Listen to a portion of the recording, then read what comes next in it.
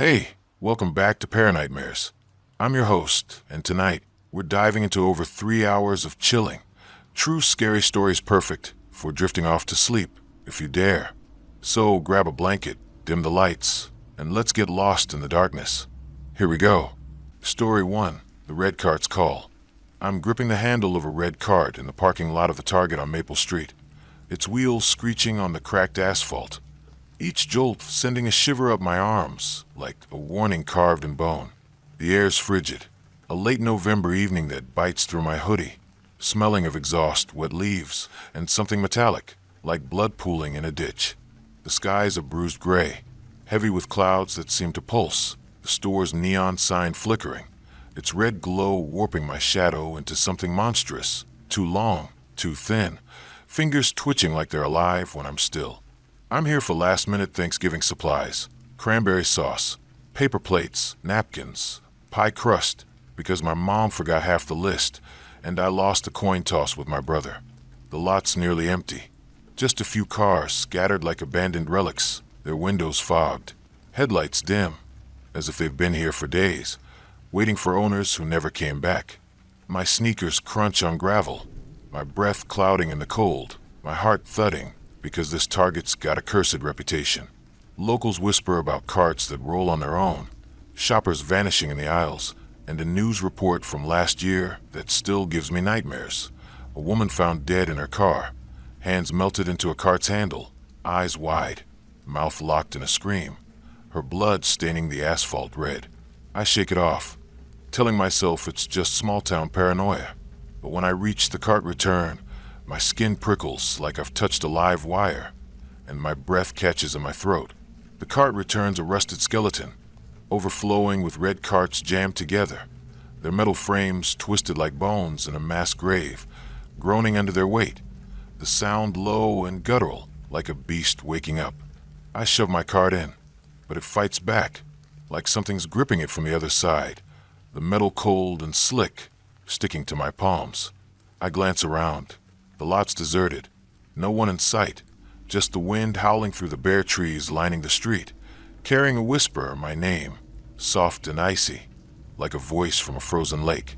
My pulse spikes, my hands clammy despite the cold, and I yank harder, the cart scraping, leaving a red smear across my palm, not rust, but blood, warm, sticky, oozing from nowhere, spreading out my fingers, my veins pulsing red under my skin, glowing like they're infected. I stumble back, my heart slamming against my ribs, the smear burning, my skin splitting, slits opening, blood dripping, pooling at my feet, the asphalt cracking, my name forming in jagged, crimson letters. The carts lurch, their wheels spinning without cause, rolling toward me, slow at first, then faster, their screech a deafening roar, like a stampede of iron beasts, their baskets glinting, filled with shapes, hands gray and severed, fingers wriggling, nails clawing the air. I run, my sneakers slipping on blood-slick asphalt, my backpack thudding against my spine, my breath ragged, the store's entrance glowing ahead.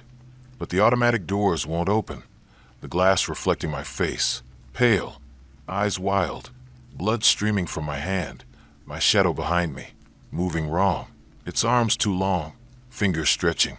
Inside, through the glass, I see her, woman in a red vest, her name tag reading Clara, her face shadowed, half melted, her hands clutching a cart, her knuckles bone white, her nails black, cracked, oozing blood that hisses on the floor, burning holes in the tile.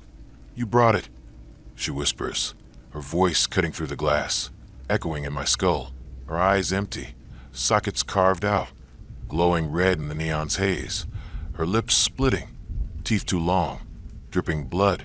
The cart slam against the doors, glass splintering, blood seeping through the cracks, thick and coppery, flooding the ground, spelling my name in pulsing, living letters, the asphalt trembling, like the store's heart is beating beneath it. I scream, my voice raw, pounding the glass, my fists leaving bloody smears, my hand burning, slits widening, my veins glowing, blood spreading up my arm, my skin peeling, revealing raw muscle, red and wet, like the carts are inside me. pulling my bones apart. Claire's closer, her cart rolling, its basket writhing with hands, dozens, hundreds, their fingers snapping, nails slicing the air, reaching through the glass, grazing my face, cold and sharp, blood dripping where they touch. The store's alive, the air inside thick with rotten iron, the aisles twisting like veins, shelves groaning, boxes tumbling, bursting, spilling red liquid that floods the floor, lapping at the doors, burning my sneakers, my legs blistering, slits opening, blood streaming. Claire is chanting my name, her face melting, skin dripping like wax, muscle and bone exposed, her cart's wheels spinning, blood spraying, scorching my skin, the pain blinding, my vision flickering, my name a scream in my head. My friend Jake's inside, his Letterman jacket torn, his face pressed against an exit door, his fists banging, yelling, "Get out! Run!" But the doors are sealed, the glass fogged, hands, thousands, pressing from the other side, smearing blood, their nails scratching my name, their fingers wriggling like worms. I trip, my knees slamming the asphalt, blood soaking my jeans, my hands raw, flesh tearing, my nails gone, just bloody stumps as I crawl toward a loading dock. The cart's closing in, their wheels shrieking, hands stretching, nails slicing my ankles, my calves, blood gushing, pooling, my name everywhere, the ground shaking, the neon sign pulsing, red rain falling, stinging my eyes, my skin, my throat. Claire's voice is a chorus, "Join us." Her body a grotesque mass of carts, metal and flesh fused, her face a tangle of hands, fingers crawling, eyes blinking where her mouth should be, her blood feeding the store, its pulse deafening, my chest tight, my thoughts fragmenting, my mom's voice, my failures, my fears, all spilling out, the store swallowing them. I reach the loading dock, the door ajar, blood pouring out like a river, but I climb, my hands slipping, flesh ripping, the carts piling below, their hands grabbing my shoes, pulling, nails sinking into my legs, my blood mixing with theirs, red and hot, my name a chant that shakes the sky. Inside the dock, the air's thicker, the stench choking, rot, blood, metal, shelves collapsing, boxes bursting, hands swimming through the flood, their fingers snapping like piranhas, clawing my legs, my back, my blood feeding them, my skin splitting, slits spreading, my veins glowing, carts sprouting from my flesh, metal and blood mixing, my bones creaking like breaking steel. I crawl through a vent, the metal scorching, blood dripping from above, my arms burning, slits widening, my hands fusing to the walls, my vision flickering, Claire's voice chanting, the store's pulse splitting my skull, my name a scream that drowns my thoughts. My brother Sam's voice cuts through, faint, from somewhere inside. "Where are you?" His skateboard clattering, his sneakers splashing in blood, but the vent shakes, hands clawing behind, carts crashing below, their wheels screaming, my name in their screech. I crawl faster, my elbows raw, blood and metal mixing, my skin peeling, my thoughts unraveling my childhood, my fights with Sam, my guilt, all feeding the store, its hunger endless. The vent opens to a roof, the air cold, the sky red, blood raining, my body trembling, my arms metal, my fingers carts, twitching, my name etched in my skin, glowing red. I don't know how I escape, but I'm in a parking lot, gasping, the sun rising, my eyes burning from blood and tears, my body soaked in red, my legs raw, my hands metal and flesh, pulsing, my name everywhere, the asphalt cracking, the store's pulse fading, but not gone. Shoppers stare, their carts rattling, whispering about the crazy kid stumbling from a store, their hands bloody, their eyes too red, the shadows moving wrong, fingers twitching. My hands are bandaged when they throb, blood and metal leaking, staining my hoodie, my fingers jerking like wheels spinning. I bike home, the wind slicing my raw skin, the cart's screech echoing in my ears, my name whispered in every gust, cold and hungry. That night, I'm in my room, door locked, my lamp flickering, shadows slithering like wheels across my walls. My backpack's on the floor, though I left it at Target, unzipped, a severed hand inside, gray and cold, clutching a receipt with my name scrawled in blood, its fingers twitching, etching my name in the wood. A cart's in my driveway, its basket open, hands writhing, my name carved in the metal, glowing red under the moonlight. I don't go back to Target. I can't. But at night, when it's quiet, I hear it, my name, cold and relentless.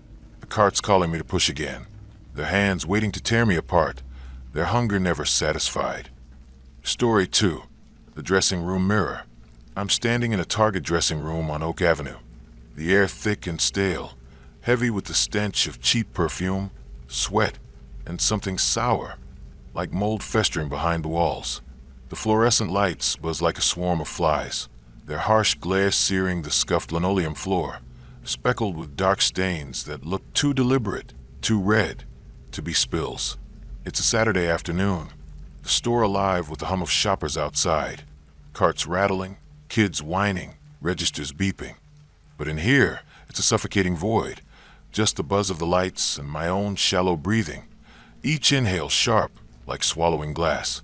I'm trying on jeans because my old ones ripped during gym class, and I can't face another week of kids snickering at my patched-up clothes. The dressing room's a cramped cage, barely enough space for a flimsy curtain, a rusted hook for my hoodie, and a full-length mirror that's scratched and warped, its edges blackened, like they're rotting, the glass rippling faintly, like it's breathing. My sneakers squeak on the sticky floor, my heart pounding because this Target's got a sinister vibe. A news story last month burned into my mind. A woman found screaming in these rooms, her face clawed raw, babbling about eyes in the glass that watched her, her blood painting the walls. They carted her off, her screams echoing. So I tell myself it's just a breakdown. But when I pull the curtain shut, the fabric clings, heavy and wet, smelling of copper, and my skin crawls like it's trying to escape my body.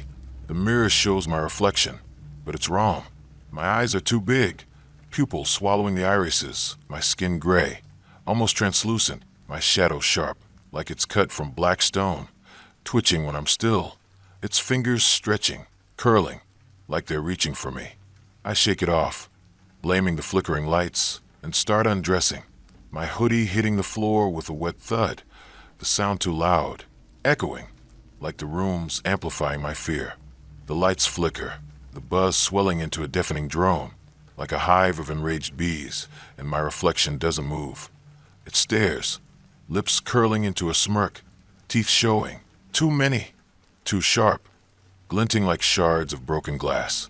My breath catches, my chest tight, my pulse hammering in my ears, and I back up, my shoulders slamming the curtain. But it's fused to the frame, the fabric slick, cold, bleeding red, soaking my hands, my fingers burning, slits opening, blood oozing, my veins glowing black, like ink spreading under my skin. The mirror ripples like water disturbed, my reflection stepping closer, its hands pressing the glass, nails jagged, black, scratching deep grooves, blood seeping, thick and red, dripping down the mirror, spelling my name and quivering, pulsing letters, the glass trembling, like it's alive. I scream, my voice muffled, trapped in the shrinking room, the walls pulsing, like flesh, the air choking me with the reek of blood, decay, and something older, hungrier, the stench burrowing into my lungs. My reflection laughs, jagged and human sound, its face splitting, skin peeling in wet strips, revealing raw muscle, glistening, eyes black and endless, like voids that swallow light, teeth growing, curling, dripping black ooze. You're mine, it whispers, its voice mine but twisted, clawing inside my skull, shredding my thoughts, my memories, my mom's smile, my sister's laugh, my failures, all spilling out, feeding the mirror. My skin burns, slits opening across my arms, my chest, blood pouring, hot and sticky, my face in the mirror mine, but not mine, my eyes sinking, my mouth stretching, teeth falling, clattering on the floor, blood pooling, my name written in my own red. My friend Sarah's outside, her voice faint, banging the curtain. Open it! What's happening? But the fabric's alive, writhing, bleeding, red soaking her hands, her screams mixing with mine, the curtain tightening, like it's swallowing her, her nails scratching, my name in her cries. The room's collapsing, the walls closing, the mirrors shattering, glass shards slicing my arms, my legs, my face, blood spraying, my reflection stepping out. Its hands ice cold, grabbing my cheeks, nails sinking, my skin tearing, blood and flesh mixing in a wet, ripping sound, the pain blinding, my vision flickering. I claw back, my nails gone, just bloody stumps, ripping its eyes, black ooze spraying, burning my skin like acid, the stench of rot choking me, my lungs burning, my heart stuttering. The lights explode, plunging the room into darkness, the buzz deafening, my reflection's voice everywhere, chanting my name, its hands burrowing into my chest, fingers wrapping my heart, squeezing, my pulse erratic, my thoughts unraveling, my fears, my guilt, my secrets, all reflected in the floating shards. Hundreds of me, screaming, bleeding, eyes black. Sarah's scream cuts off, her bag on the floor outside, blood pooling, spelling her name, the curtain writhing, her shoes sinking, like the floor is eating her. I stumble, my hand scraping the walls, now soft, slick, oozing red, the room a stomach, digesting me, the mirror's fragments hovering, reflecting my torment, my name a chant that splits my skull. I grab a shard, its edge slicing my palm, blood gushing, and stab my reflection, ooze pouring, its body collapsing. But the room shakes, the walls contracting, blood raining from the ceiling, burning my eyes, my skin, my throat, my name everywhere, the air screaming it. My sister Ellie's voice faint from the store. "Where are you?" Her sneaker squeaking, her bracelet jangling, but the walls pulse, the floor sucks, hands dozens, hundreds, grabbing my ankles, nails slicing, blood streaming, my name in their grip. I crawl, my knees raw, toward the curtain, tearing it open, blood flooding, Sarah's body gone, just her shoes, one tipped over, blood spilling like a broken cup, the aisles beyond endless, the lights dim, shoppers frozen, their faces blank, eyes black, chanting my name, their hands dripping, their shadows moving, mirrors in their eyes, reflecting me. I climb a wall, the flesh giving way, blood and ooze pouring, my hands raw, my nails sprouting glass, slicing my palms, my vision flickering, my name a scream in my head. I reach a vent, the metal hot, blood dripping, my arms burning, slits widening, glass growing, my bones creaking like shattering mirrors, my thoughts fragmenting, my childhood, my fights with Ellie, my loneliness, all feeding the store, its hunger endless. The vent collapses, I fall, landing in the aisles, blood ankle deep, shoppers crawling, their mirrors reflecting my face, my eyes, my name, chanting, their hands grabbing, pulling, their teeth sinking, blood spraying, my body tearing, my mind tearing, my name tearing. I don't know how I escape, but I'm in a parking lot, gasping, the sun blinding, my body trembling, soaked in blood and ooze, my face raw, glass shards embedded, my eyes burning, my name burning, the store's pulse fading, but not gone. Shoppers stare, their bags rustling, whispering my name, their eyes black, their hands bloody, mirrors in their gazes, reflecting my terror. My face is bandaged when, whoo! But it throbs, blood and glass leaking, staining my shirt, my reflection in a car window, wrong, eyes black, my name carved across my forehead, pulsing red. I stumble home, the wind clawing my raw skin, the mirror's laugh echoing, my name a blade in my mind, in every gust, in every shadow. My room's locked, my lamp flickering, shadows slithering like glass. A mirror's in my closet, though I didn't bring it, my face staring, blood dripping, my name carved in the frame, glowing red, its hands reaching, the glass rippling, whispering, hungry. I don't go back to Target. I can't. But at night, when it's silent, I hear it, my name, sharp and endless, the mirror begging me to look again, its hands waiting to pull me through, to make me its reflection forever. Story 3, the night shift. I'm clocking in for the night shift at the Target on Pine Road. The air cold and sterile, reeking of dust, bleach, and something acrid, like burnt wiring festering in the walls. The scent sharp, burrowing into my sinuses. The store's a tomb of silence, broken only by the hum of fluorescent lights flickering overhead. Their glow dim, casting jagged shadows, and the faint, erratic beep of a scanner echoing from some unseen aisle, like a pulse in a dying heart. It's a Tuesday at 11 p.m., and I'm here because college tuition's a noose around my neck, this overnight stocking job my only lifeline. Each shift draining my energy, my hope. The store's a sprawling maze, red shelves rising like ancient ruins, end caps cluttered with clearance junk, their edges sharp, glinting, the ceiling so high it's lost in a black void, the darkness shifting, breathing, watching. My sneakers squeak on the polished floor, each step echoing, too loud, my pulse racing, my skin prickling because this target's got a grim history. A news report last year seared into my brain. Someone found dead in the stockroom, crushed under a pallet, bones splintered, no cause, just whispers of shelves that move and hands in the dark. Their blood staining the concrete, never fully scrubbed. I shrug it off, telling myself it's just a workplace mishap. But when I see my supervisor, Mr. Tate, in the break room, my stomach knots, my breath shallow, like I'm suffocating. Mr. S slumped at the table, his red vest crumpled, stained, his face pale as ash, cracked like dry earth, his eyes bloodshot sunken, like he's been awake for weeks, staring into hell. Stock aisle 17. He croaks, voice hoarse, scraping like rusted metal, handing me a scanner, his fingers cold, trembling, nails black, crusted with blood, a fresh wound on his neck oozing, red, raw, pulsing, like something's bitten him. The blood sizzling on the table, the stench sharp, wrong. His hands shake, a smear of blood on the scanner, sticking to my palm, burning, my skin tingling, veins twitching. I gnawed, my throat dry, grabbing my vest from the rack, its fabric stiff, reeking of copper, like it's been soaked in blood and dried, my body heavy, like the store's pressing down. My co-worker Liz trails me, her blonde ponytail tight, her eyes darting, whispering, "Don't linger in one aisle." Things shift. The lights flicker, the hum swelling into a throbbing pulse, like a heart buried in the concrete, the air thick, my head pounding, a presence watching, shelves, shadows, ceiling void.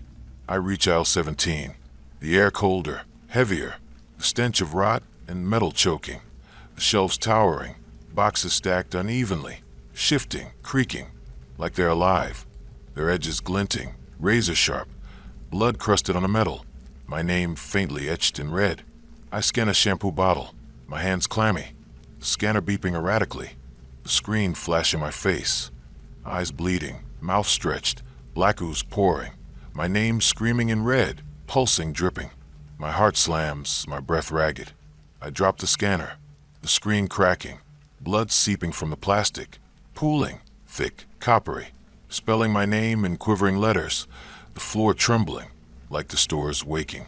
The shelves groan, closing in, boxes tumbling, bursting, red liquid flooding, burning my sneakers, my skin blistering, slits opening, blood oozing, my veins glowing, like wires under my flesh. Mr. S. voice crackles over the intercom. "Stay where you are." But it's wrong. Deep, wet, gurgling, like he's choking on blood. My name woven into the words, a chant clawing my mind, my thoughts fraying. My dad's voice, my failures, my fears, feeding the store. The store's alive, aisles twisting, lights exploding, glass raining, slicing my arms, blood streaming, shadows moving, figures tall, thin, hands claws, faces shelves, eyes blinking, red, wet, mouths whispering my name, their voices mine, echoing my guilt, my shame. Liz screams, her scanner gone, hands bleeding, slits opening, blood spraying, her face in the shadows, begging, eyes wide, reflecting my terror. I run, sneakers slipping in blood, aisles endless, looping, figures closing, claws slicing my arms, my vest tearing, my skin burning, slits spreading, blood oozing, my bones splintering, like wood breaking. The stockroom's ahead, door open, blood pooling, hands hundreds reaching, pulling Liz, her scream cut, her ponytail vanishing, her blood splashing, spelling her name, the doorframe pulsing like flesh. I grab a box cutter, blade dull, hands shaking, slashing figures, their flesh splitting, wood and blood gushing, splinters piercing my hands, their eyes mine, screaming my name, the store shaking, walls pulsing, floor sucking, ceiling dripping, red rain stinging, my chest tight, vision blurring. Mr. S there, face gone, scars bleeding, hands claws, body a twisted shelf. You're stuck now. Voice a growl, claws slicing my chest, blood spraying, ribs creaking, my heart exposed, beating, my name in its pulse. Liz's voice, faint, stockroom run, but door sealed. Hands grabbing, nails sinking, my blood feeding shelves, my name deafening, my thoughts unraveling, my mom's laugh, my loneliness, my failures devoured. I stumble, blood ankle deep, figures tearing my back, skin peeling, raw red, vision flickering. My brother Max's voice faint. Where are you? His boot stomping, his flashlight beam cutting through, but shelves collapse, boxes bursting, hands swimming, grabbing my ankles, pulling, nails slicing, blood streaming. I climb a shelf, metal buckling, red flooding, hands clawing, my shoes gone, feet raw. I crawl into a vent, metal scorching, blood dripping, arms burning, slits widening, shelves sprouting, wood and blood mixing, bones creaking, like timber snapping my thoughts, childhood, fights with Max, guilt, feeding store, hunger endless. The vent shakes, hands clawing, Mr. S voice chanting, store's pulse-splitting skull, my name a scream drowning me. I fall, roof, air cold, sky red, blood raining, body trembling, arms wood, fingers shelves, my name etched, glowing red. Max's voice gone, his flashlight on the floor, blood pooling, his name in red. I don't know how I escape. Parking lot, gasping, moon bright, trembling, soaked blood, arms stinging, chest raw, splinters oozing red. Workers stare, vests clean, whispering new kid. Eyes red, hands still, shadows shelves, moving wrong. Arms bandaged when, throb, blood, splinters leaking, staining jacket, wood growing, fingers twitching, like shelves closing. I bike home, wind slicing, shelves I'm echoing, name whispered, scanner like every gust. Room locked, lamp flickering, shadows shelves slithering. Scanner on bed, left at target, name flashing, blood dripping, sheets soaked, splinter from finger, red, wet. I don't return target. Can't. Night silence, I hear name cold, endless. Shelves waiting, stock me. Hands tearing forever. Story 4, the toy aisle puppets. I'm navigating the toy aisle of the Target on Elm Street. The air warm and sticky, thick with the smell of plastic, sugar, and something wrong. Like burnt hair trapped in the vents, the scent clinging to my throat, making me gag. The fluorescent lights hum, their glare harsh on the polished floor, reflecting rows of colorful boxes, dolls with glassy eyes, action figures locked in plastic cages, their faces too human, too aware, watching me. It's a Sunday morning, store quieter than usual, just a few kids whining in the distance, their voices sharp, cutting through the hum of registers beeping faintly. I'm here to grab a birthday gift for my little cousin, a stuffed animal, maybe a board game, something to light up his face, make up for missing his last party. My sneakers stick to the floor, each step pulling, like wading through molasses, my heart uneasy, my skin prickling, because this Target's got a creepy reputation. Kids swear the toys move at night, whispering secrets, and a news clip from last year haunts me.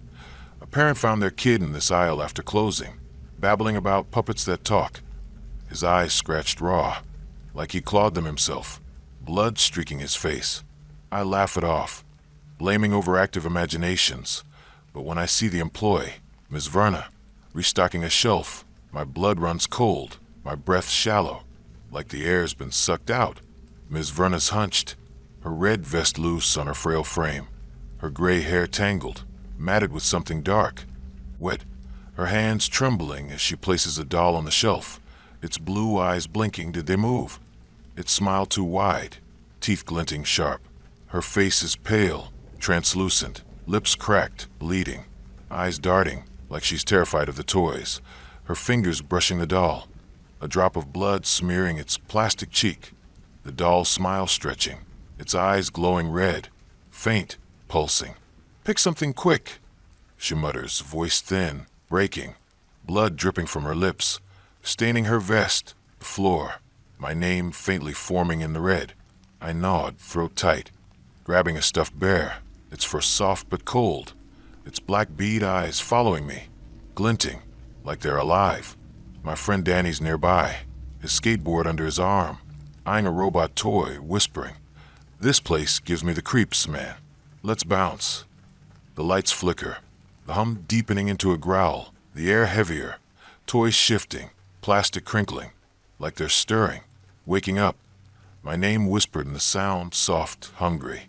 I turn to leave, but the bear twitches, its head jerking, eyes glowing red, mouth splitting, revealing needle-sharp teeth, snapping at my fingers, blood dripping, warm, my skin burning, slits opening, blood oozing, my veins glowing, like plastic melting under my flesh.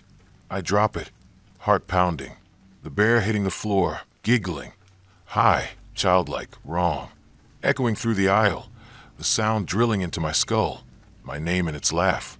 The shelves come alive, dolls turning heads, action figures breaking boxes, plastic hands clawing air, eyes glowing, chanting my name in shrill, tiny voices, their mouths open, teeth glinting, blood dripping from plastic lips, pooling, spelling my name in crimson loops.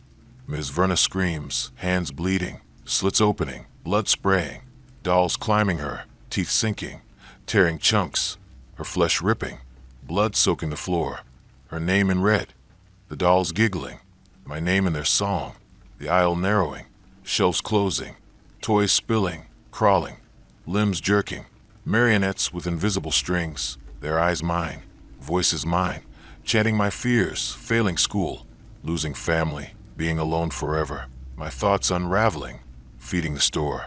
Danny's yelling, swinging his skateboard, smashing dolls, plastic shattering, blood gushing, but toys keep coming, climbing him, teeth in his neck, blood streaming, his scream cut, eyes glowing red, my name in his gaze. My skin burns, slits widening, blood oozing, fingers fusing, plastic melting, bones creaking, snapping toys, my name a scream in my head.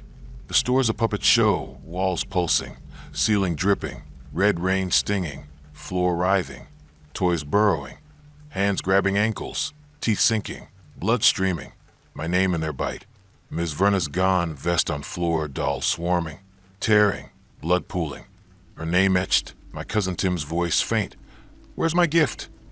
His sneakers squeaking, his backpack rustling, but shelves collapse, toys leaping, claws slicing my legs, blood feeding them, giggles deafening, my name a chant splitting my skull. I climb a shelf, metal buckling, toys swarming, claws tearing, my shoes gone, feet raw, blood streaming. I crawl through an air duct, metal cold, toys clawing, giggles echoing, blood dripping, arms burning, slits widening, plastic sprouting, fingers fusing, vision flickering, thoughts, childhood, fights with Tim, guilt, feeding store, hunger endless. The duct shakes, Ms. Verna's voice chanting, toy song my name, splitting skull. I fall, parking lot, gasping, sun blinding, trembling, soaked blood, legs raw, hands plastic, twitching, my name etched, glowing red. Shoppers stare, kids clutching toys, whispering crazy kid. Toys' eyes glowing, smiles wide, my name in their gaze, strings slithering, shadows moving wrong. I bike home, wind stinging, toys' giggles echoing, name whispered, lullaby-like every gust. Room locked, lamp flickering, shadow strings, slithering. Bear on bed, left at target, eyes glowing, blood dripping, name stitched fur red. Wet, teeth snapping, my name in its giggle. I don't return target. Can't. Night silence, I hear name high. Hungry. Toys waiting. Play again. Strings pulling. Tearing forever. Story 4. The Toy Aisle Puppets. I'm navigating the toy aisle of the Target on Elm Street. The air warm and sticky. Thick with the smell of plastic, sugar, and something wrong, like burnt hair trapped in the vents, the scent clinging to my throat, making me gag. The fluorescent lights hum, their glare harsh on the polished floor, reflecting rows of colorful boxes, dolls with glassy eyes, action figures locked in plastic cages, their faces too human, too aware, watching me. It's a Sunday morning, the store quieter than usual, just a few kids whining in the distance, their voices sharp, cutting through the hum of registers beeping faintly. I'm here to grab a birthday gift for my little cousin. A stuffed animal, maybe a board game, something to light up his face, make up for missing his last party. My sneakers stick to the floor, each step pulling, like wading through molasses, my heart uneasy, my skin prickling, because this Target's got a creepy reputation. Kids swear the toys move at night, whispering secrets, and a news clip from last year haunts me. A parent found their kid in this aisle after closing, babbling about puppets that talk. His eyes scratched raw, like he clawed them himself, blood streaking his face. I laugh it off, blaming overactive imaginations, but when I see the employee, Ms. Verna, restocking a shelf, my blood runs cold, my breath shallow, like the air's been sucked out. Ms. Verna's hunched, her red vest loose on her frail frame, her gray hair tangled, matted with something dark, wet, her hands trembling as she places a doll on the shelf, its blue eyes blinking. Did they move? Its smile too wide, teeth glinting sharp. Her face is pale, translucent, lips cracked, bleeding, eyes darting, like she's terrified of the toys, her fingers brushing the doll, a drop of blood smearing its plastic cheek, the doll's smile stretching, its eyes glowing red, faint, pulsing. Pick something quick, she mutters, voice thin, breaking, blood dripping from her lips, staining her vest, the floor, my name faintly forming in the red. I nod, throat tight, grabbing a stuffed bear, its fur soft but cold, its black bead eyes following me, glinting, like they're alive. My friend Danny's nearby, his skateboard under his arm, eyeing a robot toy, whispering, "This place gives me the creeps, man. Let's bounce." The lights flicker, the hum deepening into a growl, the air heavier, toys shifting, plastic crinkling, like they're stirring, waking up. My name whispered in the sound, soft, hungry.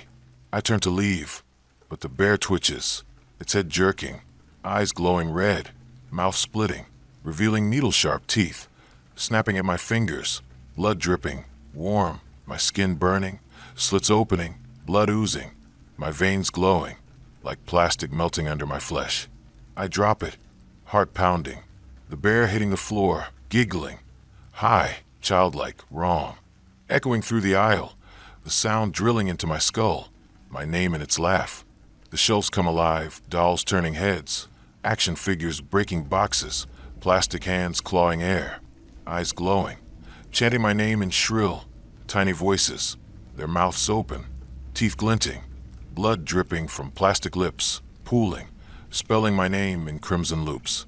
Ms. Verna screams, hands bleeding, slits opening, blood spraying, dolls climbing her, teeth sinking, tearing chunks, her flesh ripping, blood soaking the floor, her name in red, the dolls giggling, my name in their song, the aisle narrowing, shelves closing, toys spilling, crawling, limbs jerking, marionettes with invisible strings, their eyes mine, voices mine, chanting my fears, failing school, losing family, being alone forever, my thoughts unraveling, feeding the store. Danny's yelling, swinging his skateboard, smashing dolls, plastic shattering, blood gushing, but toys keep coming, climbing him, teeth in his neck, blood streaming, his scream cut, eyes glowing red, my name in his gaze. My skin burns, slits widening, blood oozing, fingers fusing, plastic melting, bones creaking, snapping toys, my name a scream in my head. The store's a puppet show, walls pulsing, ceiling dripping, red rain stinging, floor writhing, toys burrowing, hands grabbing ankles, teeth sinking, blood streaming, my name in their bite. Ms. Verna's gone, vest on floor, doll swarming, tearing, blood pooling, her name etched, my cousin Tim's voice faint. "Where's my gift?" His sneakers squeaking, his backpack rustling, but shelves collapse, toys leaping, claws slicing my legs, blood feeding them, giggles deafening, my name a chant splitting my skull. I climb a shelf, metal buckling, toys swarming, claws tearing, my shoes gone, feet raw, blood streaming. I crawl through an air duct, metal cold, toys clawing, giggles echoing, blood dripping, arms burning, slits widening, plastic sprouting, fingers fusing, vision flickering, thoughts, childhood, fights with Tim, guilt, feeding store, hunger endless. The duct shakes, Miss Verna's voice chanting, toys song my name, splitting skull.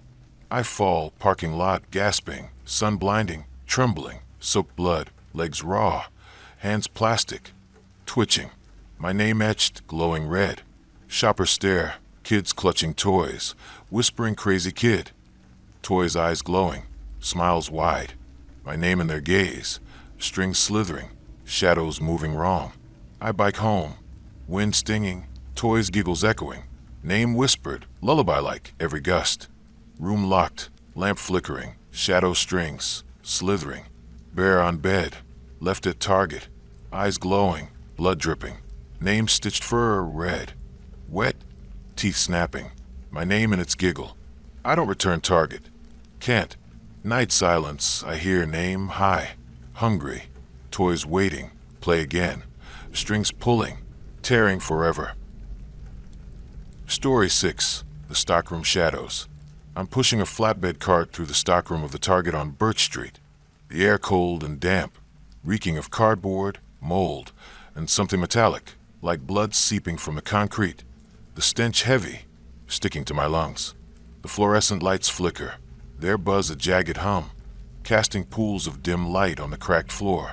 Shadows slithering between towering pallets, their edges sharp, like blades waiting to cut. It's 2 a.m. on a Wednesday. My overnight shift is a stalker dragging on, my body aching from lifting boxes, my mind fraying from the monotony. College debt forcing me into this grind. The stockroom's a labyrinth, shelves stretching into darkness, boxes teetering, plastic wrap crinkling like whispers, the ceiling lost in a black haze, pulsing, watching. My sneakers squeak on the slick floor, my heart thudding, skin crawling, because this Target's got a grim reputation. A news report last year burned into my brain. A worker found in this stockroom, body mangled, limbs twisted, shadows etched into his skin. No cause, just rumors of things in the dark that hunt at night. I shake it off, blaming tired minds. But when I see my co-worker, Mr. Reese, stacking boxes, my stomach knots, my breath shallow, like the air's turned to ash. Mr. Reese is hunched, his red vest torn, stained, his face gaunt, eyes sunken, bloodshot, staring at nothing, his hands trembling, fingers raw, bleeding, nails gone, stumps oozing red, dripping on the boxes, the blood hissing, burning holes in the cardboard, my name faintly scrawled in the stains. "Keep moving," he mutters, voice low, cracked, like he's choking on glass, his neck scarred, fresh wounds pulsing, like something's clawed him, the blood pooling, spelling my name on the floor. I gnawed, throat dry, gripping the cart, its wheels screeching, the sound echoing, too loud, my pulse racing, shadows shifting, stretching, hands forming, claws glinting, my name whispered in the dark, soft, hungry.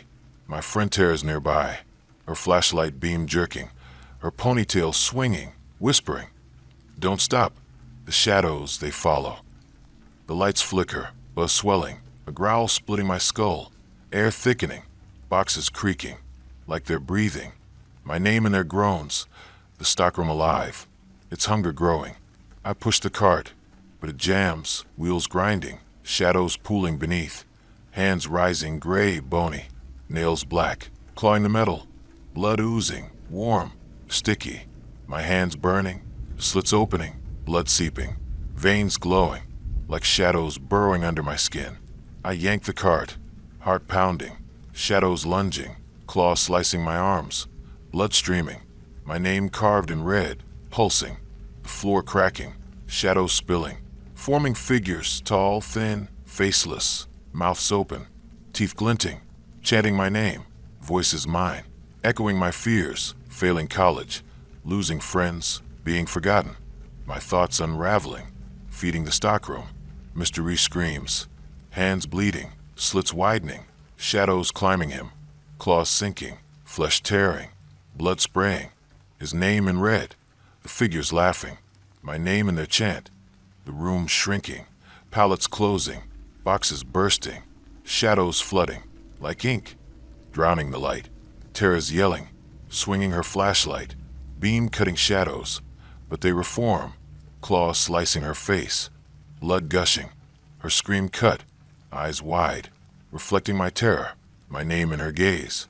My skin burns, slit spreading, blood oozing, fingers fusing, shadows melting into me, bones creaking, like snapping wood, my name a scream in my head.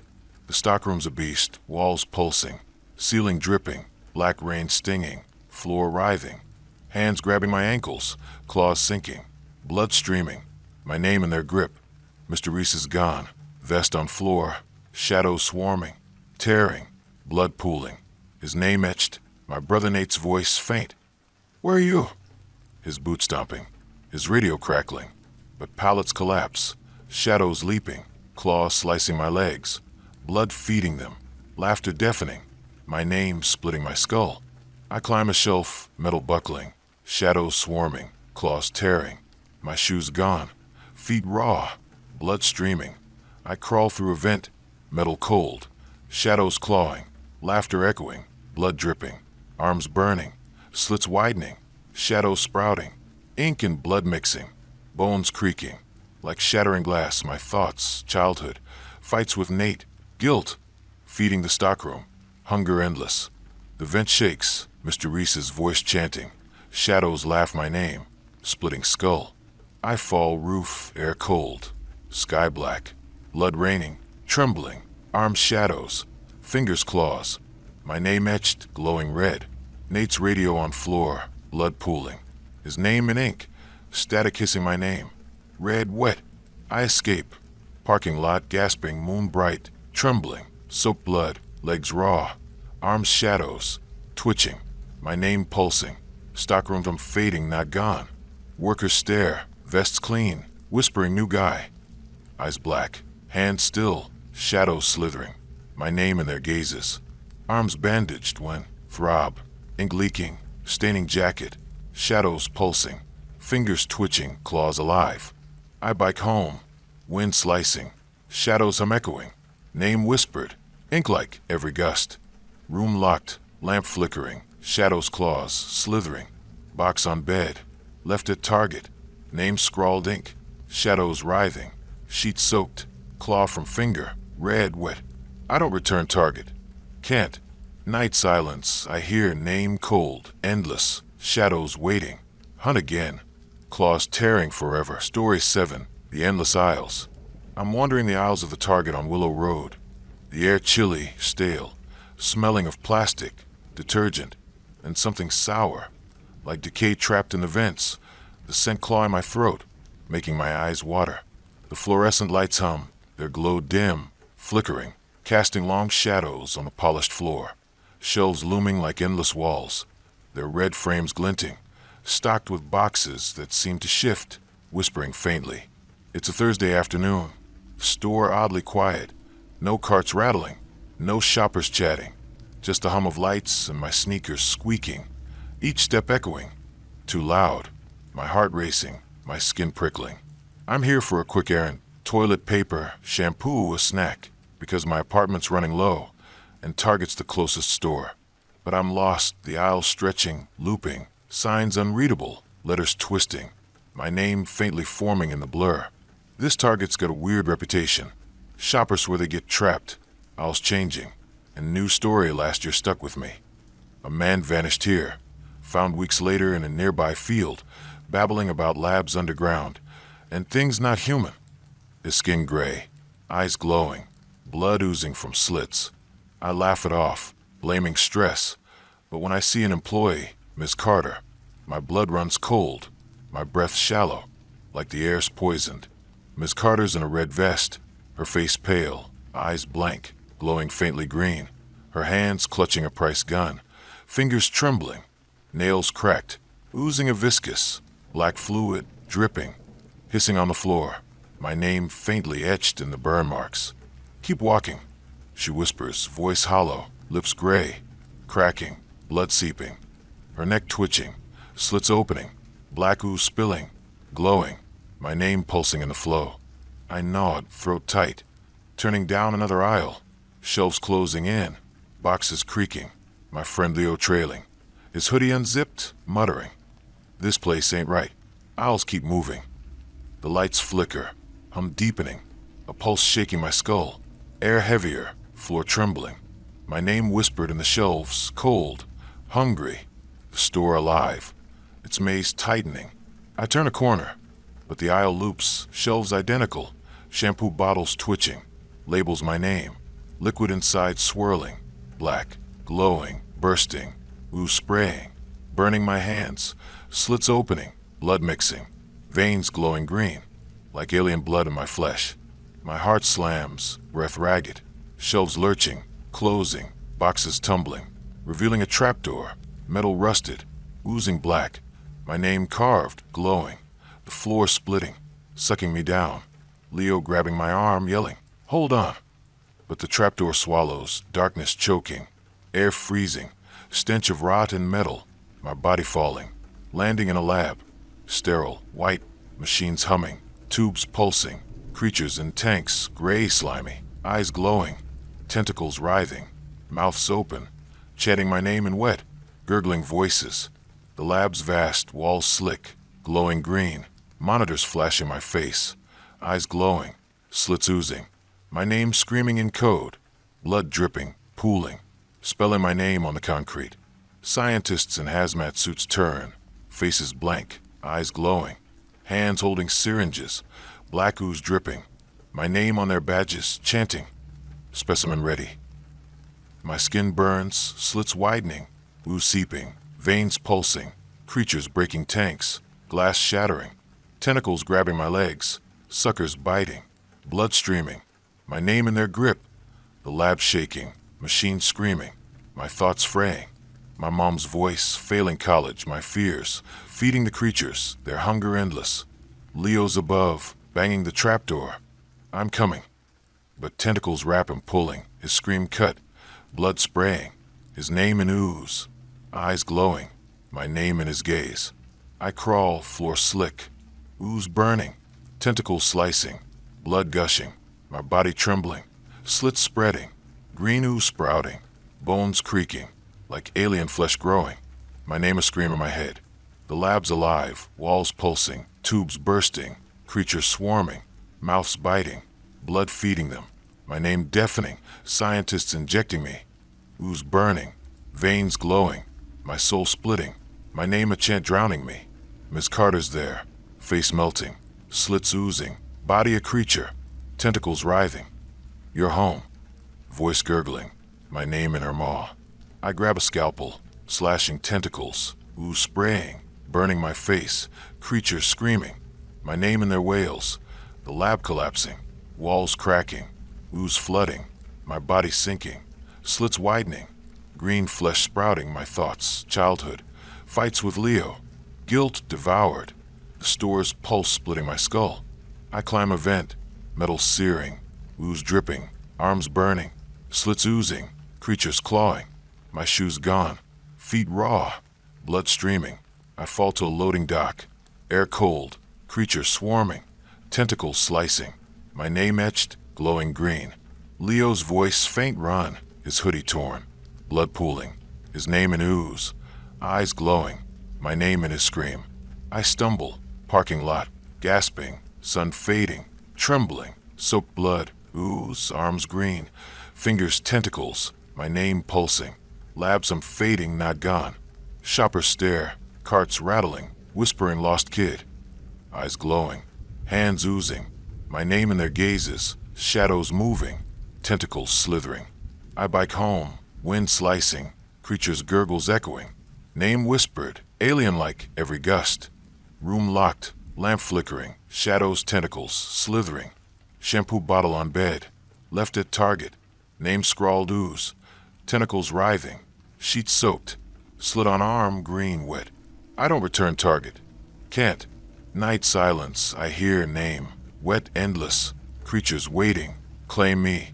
Tentacles tearing forever. The food court hunger. I'm sitting at a table in the Target food court on Spruce Avenue.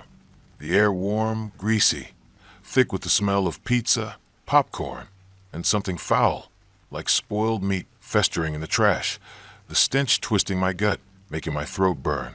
The fluorescent lights buzz, their glare harsh on the sticky tables, reflecting crumbs, grease stains, and faint scratches, like claws dragged across the surface, spelling my name in jagged lines.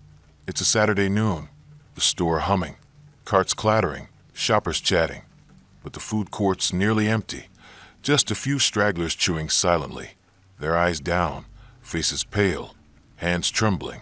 I'm here for a quick lunch, a slice, soda, because I've been shopping for clothes. My old ones worn thin, my budget stretched tighter than my nerves. My sneakers stick to the floor, my heart uneasy, skin prickling, because this Target's got a sinister vibe. A news story last year seared into my mind. A customer found dead in this food court. Throat torn, blood pooling, bite marks human but wrong. Teeth too long, no suspect. Just whispers of hungry things that feed here. I shrug it off, blaming rumors. But when I see the cashier, Mr. Dunn, at the counter, my blood chills, my breath shallow, like the air's turned to smoke. Mr. Dunn's in a red apron, his face sallow, lips cracked, bleeding, eyes yellow, glowing faintly, his hands gripping a pizza cutter, fingers twitching, nails jagged, oozing a thick, red sludge dripping, sizzling on the counter, my name faintly etched in the burns. "What'll it be?"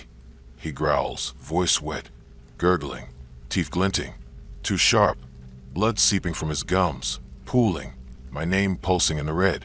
I order a slice, throat dry, hands clammy, my friend Riley nearby, her backpack slung over a chair, muttering, "This place smells like death. Let's eat fast." The lights flicker, buzz swelling, a growl splitting my skull, air heavier, tables trembling, my name whispered in the hum, ravenous, the food court alive, its hunger clawing at me.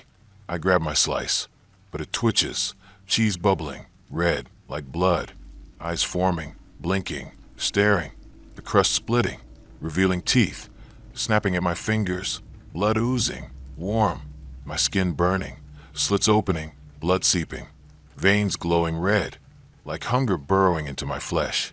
I drop it, heart pounding, slice crawling, giggling a wet, choking sound, my name in its laugh, table shaking, food animating, popcorn popping, kernels sprouting eyes, soda cans bursting, black ooze spraying, chanting my name in bubbling voices, mouths forming, teeth glinting, blood pooling, spelling my name in crimson swirls.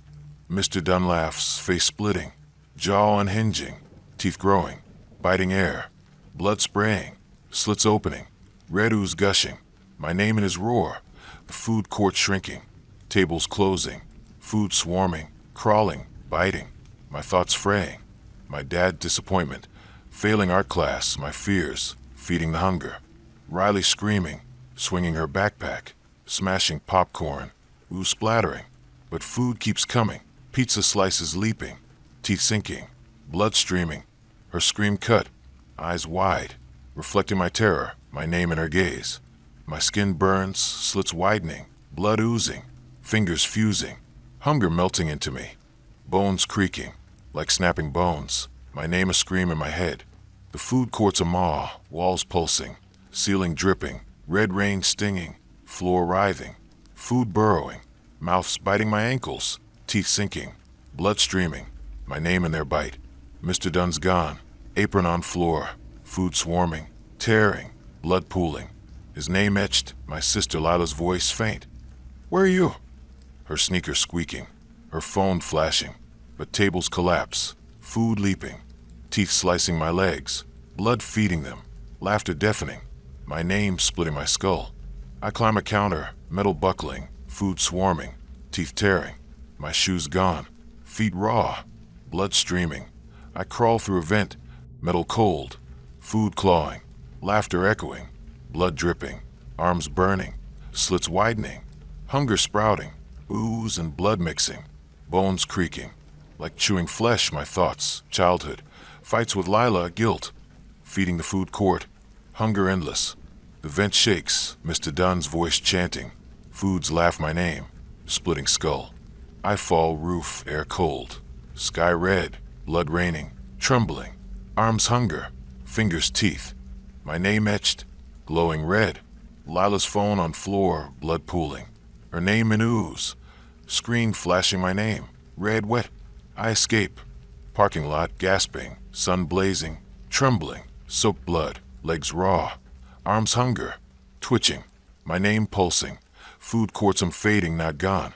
Shopper stare, trays rattling, whispering hungry kid, eyes yellow, hands oozing, my name in their gazes, shadows moving, teeth glinting, arms bandaged when throb ooze leaking, staining jacket, hunger pulsing, fingers twitching, teeth alive.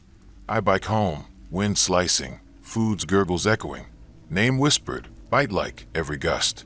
Room locked, lamp flickering, shadows teeth, slithering, pizza slice on bed, left at Target, name scrawled ooze, teeth snapping, sheet soaked, bite on arm, red wet. I don't return Target. Can't. Night silence, I hear name, wet endless, hunger waiting, feet again, teeth tearing forever. Story 9, the parking lot fog. I'm crossing the parking lot of the Target on Ash Street, the air cold, wet, thick with fog so dense it swallows the streetlights, their glow faint, red, like eyes blinking in the haze, the smell of damp asphalt, exhaust, and something coppery, like blood pooling nearby, stinging my nostrils.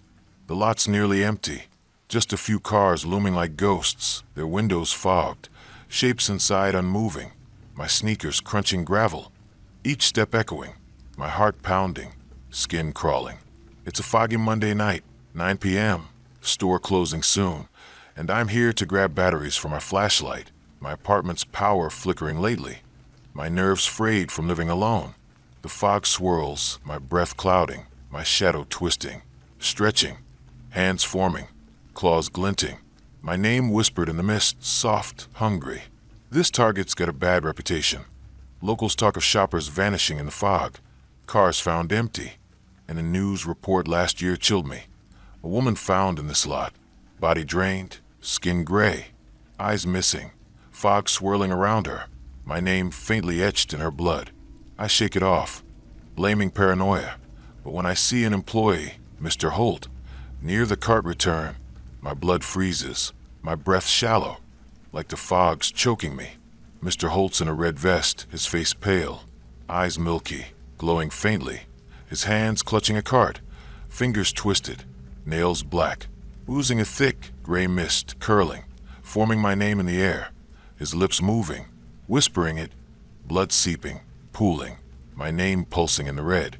Get inside, he hisses, voice wet, fog spilling from his mouth, slits opening on his neck, mist pouring, glowing, my name in the haze. I gnawed, throat tight, hurrying toward the store, fog thickening, my friend Mia trailing, her scarf flapping, muttering, "This fog's alive. Let's move."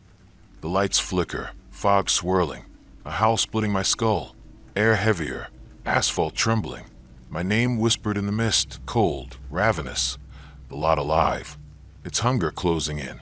I reach the doors, but they're locked, glass fogged, my reflection wrong, eyes gone, mouth mist, my name carved in my face, glowing, the fog pressing, hands forming, claws slicing my arms, blood oozing, warm, my skin burning, slits opening, mist seeping, veins glowing gray, like fog in my flesh. My heart slams, breath ragged, fog solidifying, figures emerging, tall, faceless, mouths open, mist pouring, chanting my name, claws glinting, blood pooling, spelling my name in crimson swirls.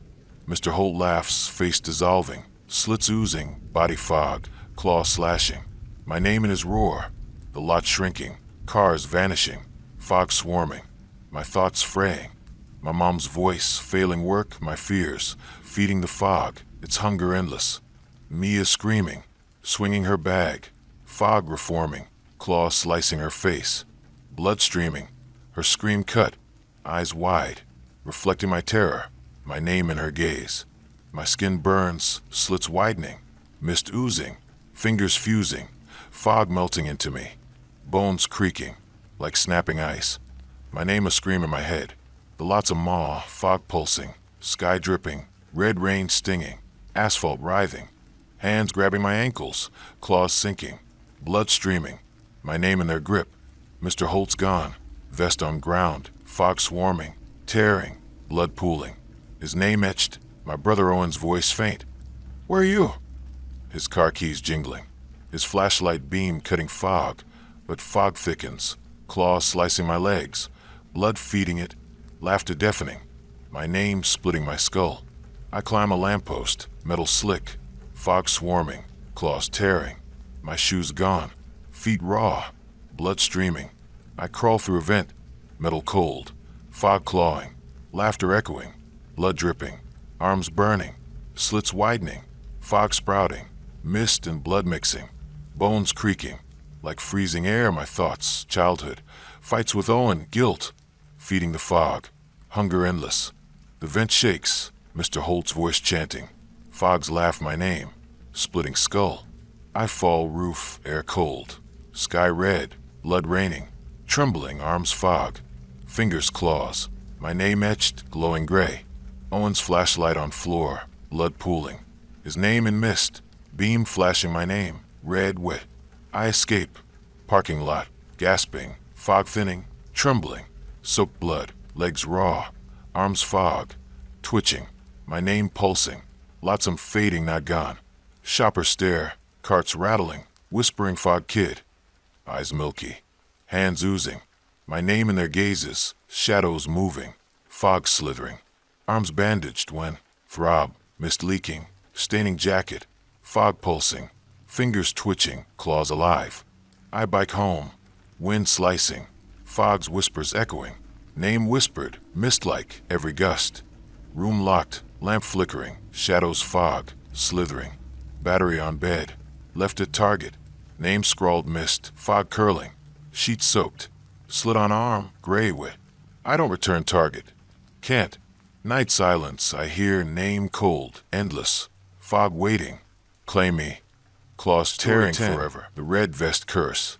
I'm slipping on a red vest in the break room of the Target on Oakwood Drive.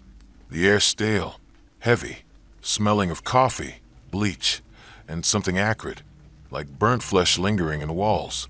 The scent choking my lungs, making my eyes sting. The fluorescent lights buzz, their glow dim, flickering, casting shadows on the scuffed linoleum. The vending machine humming, its glass cracked, my reflection warped, eyes too wide, my name faintly etched in the fractures. It's my first day as a cashier, a Monday morning, my nerves raw, my bank account empty. This job a desperate grab at stability after dropping out of college. The break room's cramped, lockers rusted, tables sticky, a clock ticking too loud, each second a hammer in my skull. My heart's racing, skin prickling, because this Target's got a cursed reputation. A news report last year haunts me. A cashier found in this room, body twisted, vest fused to skin, blood pooling.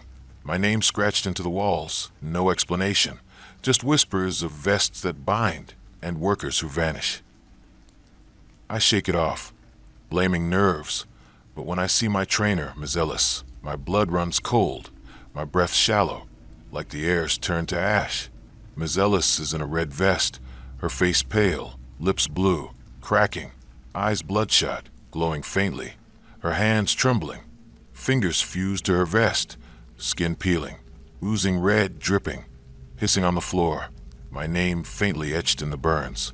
"Wear it tight," she croaks, voice wet, blood seeping from her mouth, her chest twitching, slits opening, red ooze spilling, my name pulsing in the flow. I nod, throat dry, vest heavy, clinging, burning my skin, slits opening, blood oozing, veins glowing red, like the vest's alive, burrowing into me. My friend Caleb's nearby, his apron tied, muttering, "This place feels wrong. Vests don't sit right." The lights flicker, buzz swelling, a scream splitting my skull, air heavier, walls trembling, my name whispered in the hum, ravenous, the break room alive, It's cursed tightening. I step into the store, vest tightening, choking, my skin burning, slits widening, blood seeping, my heart slamming, breath ragged, the vest pulsing, my name carved in my chest, glowing, floor cracking, blood pooling, spelling my name in crimson swirls. Ms. Ellis follows, face melting, slits oozing, vest fusing, body twisting, chanting my name, her voice mine, echoing my fears, failing family, losing hope, being nothing, my thoughts unraveling, feeding the vest. Caleb's yelling, tearing his apron, blood spraying, slits opening, vest sprouting, red threads burrowing, his scream cut, eyes wide, reflecting my terror, my name in his gaze. The store's a trap, walls pulsing, ceiling dripping, red rain stinging, floor writhing, vest swarming, thread stitching my skin, blood streaming, my name in their weave, customers staring, vests alive, chanting my name, hands oozing my thoughts, childhood, fights with Caleb, guilt, feeding the curse, hunger endless. I run, sneakers slipping, blood pooling, vests tightening, threads slicing, my body burning, slits spreading, red threads sprouting, bones creaking, like snapping thread. My name a scream in my head.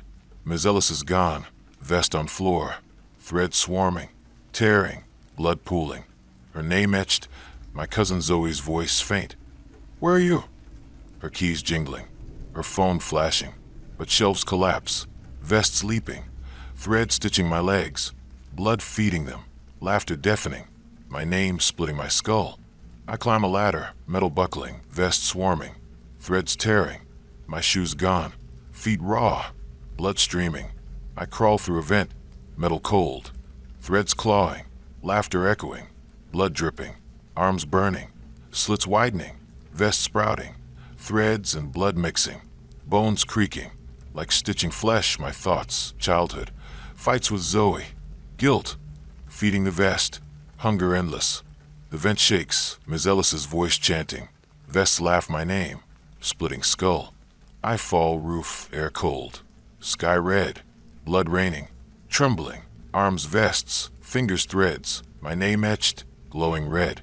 Zoe's phone on floor, blood pooling, her name in threads, screen flashing my name, red wet. I escape, parking lot gasping, sun rising, trembling, soaked blood, legs raw, arms vests, twitching, my name pulsing. Break rooms I'm fading, not gone. Shopper stare, vests clean, whispering new hire. Eyes red, hands oozing, my name in their gazes, shadows moving, threads slithering, arms bandaged when throb, threads leaking, staining jacket, vests pulsing, fingers twitching, threads alive. I bike home, wind slicing, vests whispers echoing, name whispered, thread-like every gust. Room locked, lamp flickering, shadows threads slithering, vest on bed, left at target, name scrawled threads, stitching moving, sheets soaked, slit on arm, red wet. I don't return target. Can't. Night silence, I hear name cold, endless, vests waiting, bind me, threads tearing forever.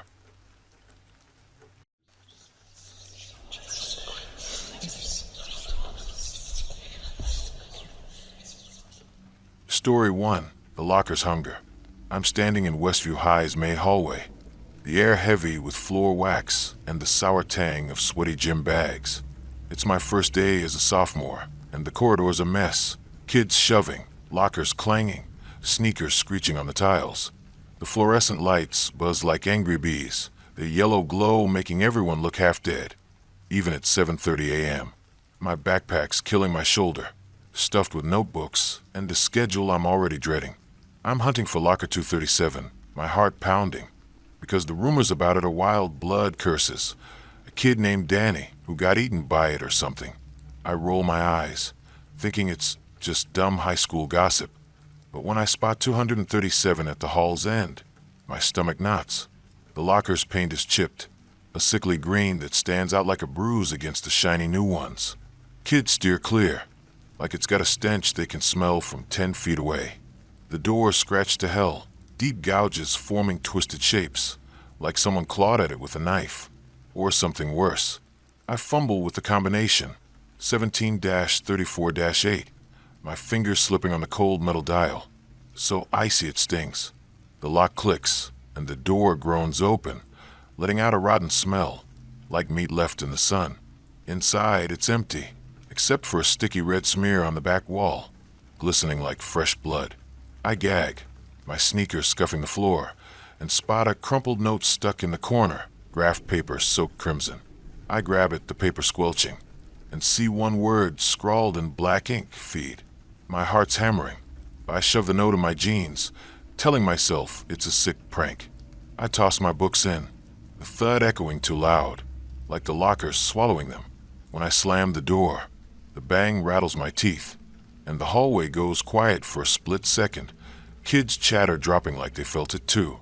I shake it off and head to homeroom, the notes, wet weight dragging at my pocket, the blood smell clinging to my fingers. That night, I'm sprawled on my bed, my room lit by my phone's glow. My walls are plastered with band posters and a starry sky print, but they feel like they're closing in. The ceiling fan clicks lazily, stirring the humid air, and I'm scrolling through group chats about homework and who's crushing on who. But my brain's stuck on locker 237. Then I hear it, a wet, gurgling whisper, saying my name, like it's bubbling up from a drain. I bolt upright, my blanket tangling around my legs, heart slamming against my ribs. My window's locked, the street outside dead under the streetlight's orange haze. I tell myself it's nothing, just stress. But when I check my pocket, the note's there, the blood now dry, the word feed darker, like it's bleeding through the paper. Next day, the hallway's worse. The lights flicker as I near 237. There buzz louder, like a swarm in my skull. Kids' voices sound far away, like I'm sinking underwater. I open the locker, and my books are there, but they're soaked, pages dripping red, the blood pooling at the bottom.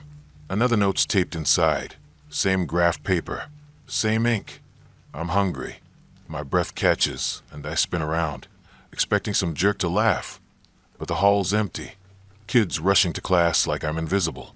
I grab my stuff, blood smearing my hands, and slam the locker shut, the clang echoing like a scream. In English, I'm doodling in my notebook, the teacher droning about the outsiders. The room smells like chalk and cheap body spray. The windows steamed from too many kids packed in. My friend Mia, with her purple-streaked hair and chipped black nails, nudges me. "You look like death, dude," she whispers, her hoop earrings catching the light. I show her the notes, my hand still sticky.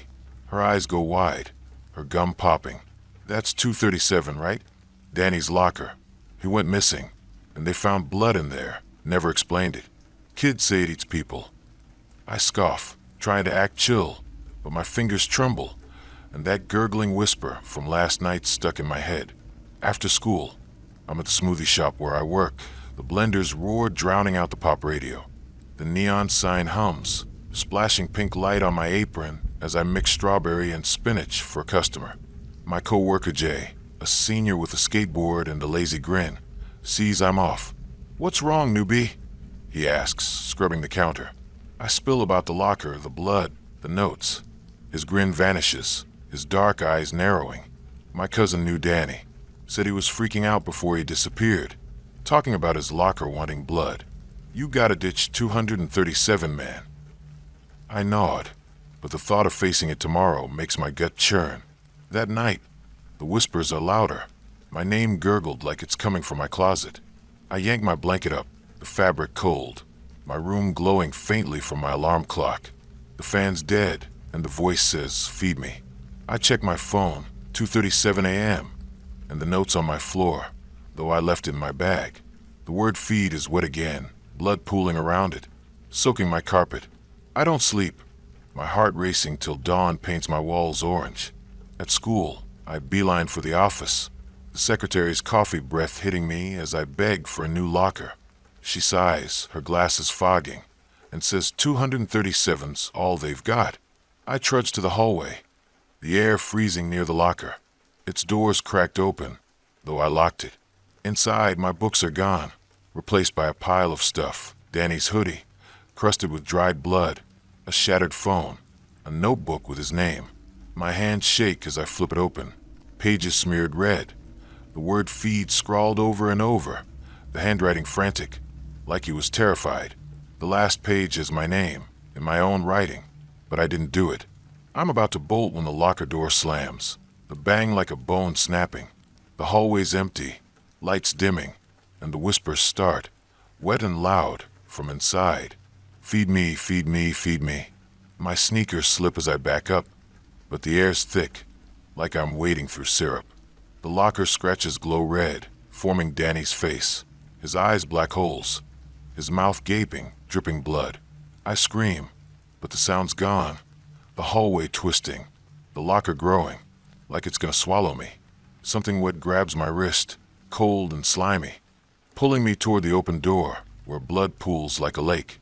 I don't know how I break free, but I'm in the parking lot gasping, the sun blinding, kids staring as they head to soccer practice. I ditch school, biking home, the wind cutting my face, the whisper still in my ears. That night, I'm in my room, door locked, chair jammed under the knob. The note's gone, but the whispers aren't. They're in my head, gurgling feed like a sick chant. I don't go back to locker 237. I can't. But at night, when my room's too quiet, I hear it, my name, wet and hungry, waiting for me to bleed. Story 2, the library's mind. I'm slouched at a rickety table in Westview High's library, the air heavy with the musty stench of old books, dusty carpet, and a faint metallic tang, like blood left to dry. It's a dreary Tuesday after school, and I'm stuck here for detention because I mouthed off in math class, calling Mr. Kessler's pop quiz a joke, loud enough for everyone to snicker. The library's massive, a labyrinth of dark oak shelves that groan like they're alive, their rows stretching into shadowy corners with flickering fluorescent lights barely reach. The tall, arched windows are crusted with grime, letting in weak, gray sunlight that makes the room feel like it's trapped in a fog. My sneakers tap the creaky floorboards, the sound sharp in the oppressive quiet, and my heart's already racing because this place gives me the chills. Kids at school whisper about the library, books that move, pages that bleed, kids who stay too late and come back wrong, quiet, like something sucked out their soul. I scoff at the stories, thinking it's just high school drama. But when I glance at the librarian, Miss Harrow, my skin crawls like I've stepped into a freezer. Miss Harrow's hunched behind her desk, her gray hair scraped into a tight bun, her glasses glinting under the lights like she's always watching, even when she's not. She's bony, her fingers long and gnarled, nails yellow and splintered like she's been clawing at wood or flesh. She's stamping books, each thump echoing like a heartbeat, bouncing off the high ceiling with its peeling paint and cobwebs dangling like ghostly threads. No talking, no phones, no trouble. She snaps, her voice sharp as a blade, sliding a detention slip across her desk. Read something useful, or you'll be here all week. Her eyes lock on mine, cold and piercing, and I swear her pupils are too big, like black holes swallowing the light. I notice a stain on her blouse, dark, maybe ink, but it's too thick, too red, like blood that hasn't dried. I swallow hard, grab the slip, and mutter, "Yes, ma'am," my voice barely a whisper. I shuffle back to my table, my chair scraping the floor like a scream, the sound making my teeth ache. I slump down, my backpack thudding beside me, stuffed with crumpled notebooks, a leaky pen, and a half-eaten granola bar that's probably stale. The library's silence is like a weight on my chest, broken only by the light's angry buzz, like a swarm of bees trapped in the ceiling, and Miss Harrow's wet, rattling cough, like she's got something stuck in her throat. I need something to do, so I wander to the nearest shelf, my sneakers squeaking, the floorboards groaning under my weight like they're complaining. The books are ancient, the spines cracked, titles faded, some in weird, swirly letters that make my head throb when I stare too long. I grab one at random, its cover rough like dried skin, a deep red that reminds me of raw meat, no title, just a carved symbol that looks like an eye with too many pupils. I carry it back, the book heavier than it should be, like it's fighting me, and crack it open, the pages releasing a cloud of dust and a sour stench, like spoiled milk mixed with rust. The words are handwritten, the ink black but smudged, like someone wrote it while shaking. I squint, and one line jumps out. I know what you're afraid of. My stomach flips, my fingers freezing on the page, cold as ice. It's just a creepy book, I tell myself. Some weird story or a prank by some senior. But my heart's pounding like I've run a mile. I force myself to read. The library's quiet pressing against my ears like I'm underwater. The journal. It's definitely a journal. Talks about a kid named Riley, a junior who got detention last spring and never came back to school. The words paint his life in freaky detail. His fights with his dad over bad grades, his fear of drowning after nearly dying at a swim meet, how he hated being alone in the cafeteria, surrounded by kids who ignored him. Then it gets worse. It starts describing my day, like it's spying on me. My yelling match with my mom this morning. Her voice sharp as she called me useless over my messy room. The dirty dishes I left in the sink. The way I froze in math. My face burning when Mr. Kessler sneered at my blank quiz. The whole class giggling. Even the dumb moment at lunch when I spilled soda on my jeans. Mia laughing so hard she snorted. My hands tremble. The pages so cold they sting. And when I flip to the next one, it's blank, except for my name scrawled in red ink, dripping like fresh blood, pooling at the page's bottom, soaking through to the next sheet. I slam the book shut, the bang echoing like a gunshot, my breath ragged. Ms. Harrow doesn't look up, but her lips twitch like she's holding back a grin, her glasses glinting like she sees right through me. I shove the book away, its cover scraping the table, leaving a faint red smear of blood. No, it's gotta be ink. I stumble to another shelf, my heart hammering, and grab a different book.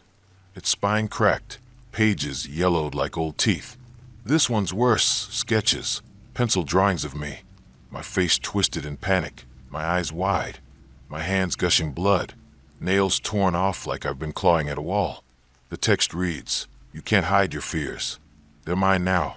My chest tightens, and a sharp, burning pain stabs my fingers. I look down, and my nails are bleeding, skin split, blood dripping onto the table, splattering my detention slip, turning it red. I gasp, shoving my hands into my hoodie. But the pain's real, like I've jammed them in a shredder. The book's open to a new page, my name scrawled again, the ink wet, glistening, like it's fresh from a vein. The library's air feels thicker, the shadows and the stacks moving, like they're inching closer, their edges blurry, like they're made of smoke. I lurch to Ms. Harrow's desk, my sneakers leaving bloody smudges on the floor, my hands throbbing, blood soaking through my sleeves. I need to leave. I croak, my voice shaking like I'm about to cry. She looks up, her glasses reflecting the buzzing lights, her eyes cold as ice. "You're not done reading," she says, her voice low, almost a hiss. Her teeth flash, too sharp, like she'd been filing them, jagged and yellow. Her hands grip a book, its pages stained red, her nails digging into the cover, leaving crescent marks. I notice her fingers now too long, the skin peeling at the tips, revealing something dark and wet underneath, like raw meat. I back away, my heart slamming, and the library shifts, the shelves twist, leaning inward like they're gonna crush me. The books pulsing like they've got hearts, their covers oozing red, dripping onto the floor in slow, sticky rivers. I grab another book, desperate, but it's Riley's journal again, pages crammed with his fears, drowning in black water, spiders crawling over his face, being forgotten by everyone he loves. Then it switches to mine, failing every class, my mom screaming she hates me, my friends ditching me at lunch, laughing as I sit alone with my tray. The words burn my eyes, and I feel them on my skin, like ants burrowing, itching, stinging, leaving welts that ooze blood. I scream, but the sound's trapped, the library swallowing it like a hungry beast. I hear Mia outside, my friend with the purple-streaked hair and chipped black nails, banging on the library door, yelling my name. Her voice is muffled, like she's shouting through water. But it's her. I know her jingly hoop earrings, her backpack slung over one shoulder, her loud laugh. I sprint to the door, my sneakers slipping in blood, my blood, I think. though it's everywhere, pooling under the tables, seeping from the walls. The glass is fogged, Mia's shadow blurry, her fists pounding, but the door's locked, the handle cold and slick, like it's coated in slime. Mia, I shout, my throat raw, but her banging fades, like she's being dragged away. The books crash from the shelves, pages tearing, blood splattering the floor, spelling my name in jagged, dripping letters. Ms. Harrow's behind me now, her breath hot and sour, like rotting meat, whispering, "The library knows you. It's always known." My fingers are raw, nails gone, blood streaming down my wrists, soaking my hoodie, dripping onto my jeans. The books write themselves, my fears playing out in my head, my mom's face twisted in hate, Mia laughing as she walks away. My grades all FS, my future gone. It's like a movie, but I'm trapped in it, my chest tight, my head splitting like it's gonna burst. I claw at the door, my hands leaving bloody streaks, the glass cracking, spider webbing under my weight. But it won't break. The shelves close in, there with groaning like snapping bones, the books screaming my name, their pages flapping like wings. Something cold slithers up my leg, like a hand made of ink, pulling me back toward the stacks where the shadows are thickest. My skin burns where it touches, blisters forming, popping, oozing blood and black gunk that smells like death. I kick, my sneakers smearing the floor, but the grip tightens, and Ms. Harrow's laughing, a wet, gurgling sound, like she's choking on blood. "You can't leave," she says, her face inches from mine, her glasses gone, her eyes black voids, her mouth stretching too wide, teeth glinting like knives.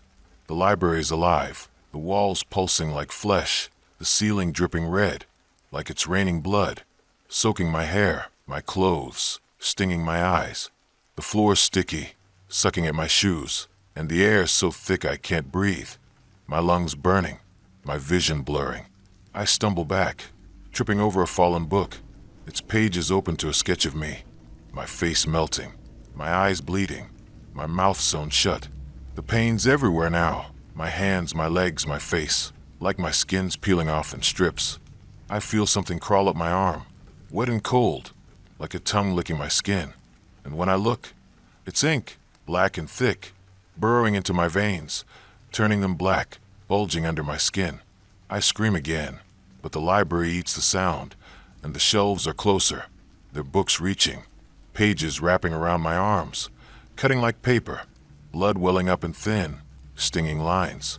Ms. Harrow's voice is everywhere, echoing in my skull, saying my name, listing my fears, her laugh mixing with the buzz of the lights, the drip of blood, the rustle of pages. I'm losing it, my mind fraying, my fears real alive, clawing at me from inside and out. I don't know how I get out, but I'm in the school parking lot, gasping, the sun blinding, my eyes burning from blood and tears. Kids stare, their soccer cleats clacking as they head to practice, whispering about the freak kid covered in red. My hands are bandaged. When did that happen? But they throb, blood seeping through the gauze, staining my bike's handlebars as I pedal home. The wind bites my face. The libraries whisper still in my ears, saying my name, listing my fears like a sick song. That night, I'm in my room, door locked, my desk lamp flickering, casting shadows that twist like they're alive. The book's on my bed, though I swear I left it at school, its pages open to my name, blood dripping onto my sheets, soaking through to the mattress. My posters, band logos, a starry sky, look dull, like the library's drained their color. I don't sleep, my heart racing, my hands burning, the whispers louder, saying you're mine. The next day, I skip school, my phone buzzing with Mia's texts. "Where are you? You okay?" I can't answer, my fingers too raw, my head too full of the library's voice. I stay in my room, curtains drawn, the daylight weak, like it's scared to come in. But the book's still there, new pages filled with my fears, me failing, alone, forgotten, my skin peeling, my blood pooling. I try to burn it in the backyard, the flames roaring, the smoke black and thick, smelling like rust and rot. The whispers stop for a night, and I think I'm safe. But the next evening, another book's on my desk, identical, my name bleeding through the cover, the pages wet, sticky, like they're fresh from a wound. I don't go back to the library. I can't. But at night, when my room's too quiet, I hear it, my name, whispered like a knife, waiting for me to read again, to give it my fears, my blood, my everything. Story 3, The Lab's Flesh.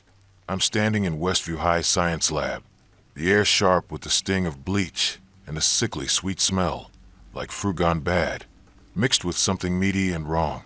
It's a Wednesday after school, and I'm here for extra credit because my biology grade's in the gutter after flunking a test on cells, mitosis, meiosis. I didn't get any of it. The lab's a chaotic sprawl of long tables cluttered with beakers, microscopes, and jars of creepy specimens, frogs, worms, even a pig fetus, floating in murky yellow liquid that catches the light like oil.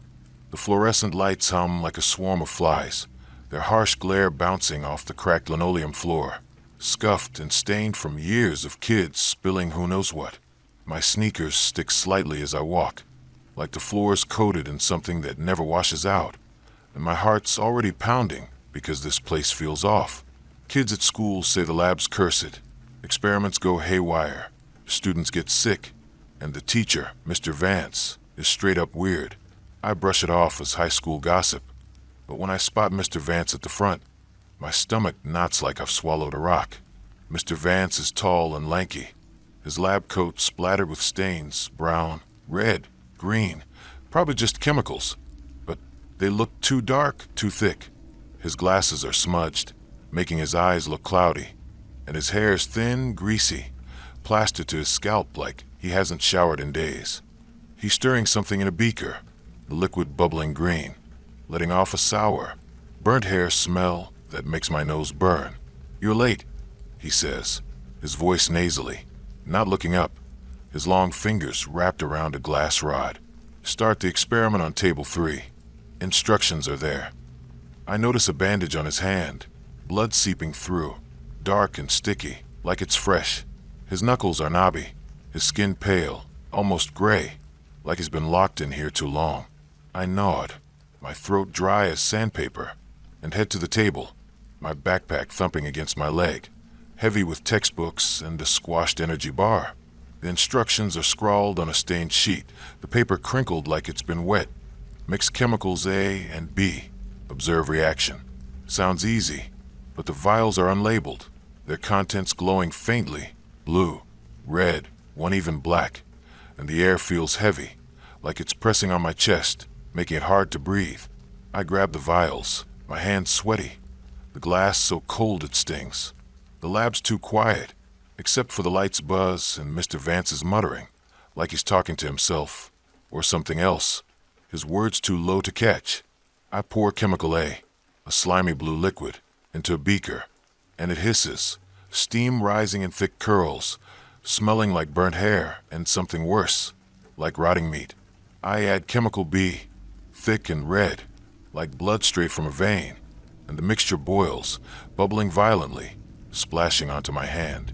I yelp, the pain searing, like I've grabbed a hot pan, and my skin's red, blistering fast, the blisters swelling, pulsing like they've got heartbeats. I shake my hand, blood dripping, splattering the table, mixing with the spilled chemicals, and Mr. Vance laughs, a low, wet sound, like he's gargling syrup. "Keep going," he says, his eyes glinting behind his glasses, his mouth twisting into a smirk. "It likes you." My heart slamming against my ribs, and I stare at my hand, the blisters growing, splitting open, oozing a green slime that smells like the chemicals, thick and sticky, dripping onto my sneakers. I grab a rag from the table, its fabric crusty, and wipe my hand, but my skin feels wrong, too soft, like it's melting under my fingers. The instruction sheet's changed, the words now reading, "Feed the flesh."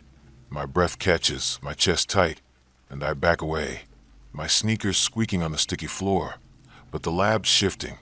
The walls ripple, like skin stretching over bones, the jar specimens twitching, their eyes opening, glassy and staring right at me. I grab another vial, desperate to do something, anything, but it's filled with something solid, like a chunk of raw meat, pulsing against the glass, veins throbbing under its surface. I drop it, the vial shattering, the meat wriggling on the floor, growing, sprouting tendrils that snaked toward my feet, wet and slimy, like worms fresh from a grave. I scream, my voice echoing off the walls, and bolt for the door. But it's locked, the handle slick with blood mine, I think, though my hand still oozing green slime, dripping down my wrist. Mia's outside, her purple streaked hair visible through the glass, banging on the door, yelling, "Open it! What's wrong?" Her voice is faint, like the lab's eating it, her shadow blurry through the fog glass. The tables are alive now, their surfaces pulsing like flesh, blood seeping from cracks in the wood, spelling my name in sticky, glistening red. Mr. Vance is closer, his lab coat gone, his arms covered in sores, oozing the same green slime, his skin splitting, revealing raw, wet muscle underneath, veins glowing like the chemicals. "You're part of it now," he says, his voice gurgling, his hand reaching, fingers stretching too long, webbed with slimy veins that pulse like they're alive. My body's betraying me. My arms itch, my skin peeling in strips, revealing raw flesh that pulses, green veins spreading like roots under my skin, bulging, burning. I claw at my arm, blood and slime splattering the floor, the pain like knives slicing deep. But the flesh grows back, thicker, wetter, smelling like the lab's chemicals. The walls close in, their surface warm, sticky, like I'm inside a giant stomach. Tendrils of flesh grabbing my legs, pulling me down, their grip cold and slimy, like dead fish. I kick, my sneakers tearing, my feet bleeding, my bones cracking under the pressure. The pain so bad I see stars.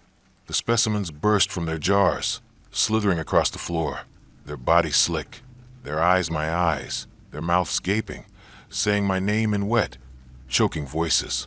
I feel my face change, my skin stretching, my jaw aching, teeth loosening, blood dripping down my chin as my gums split.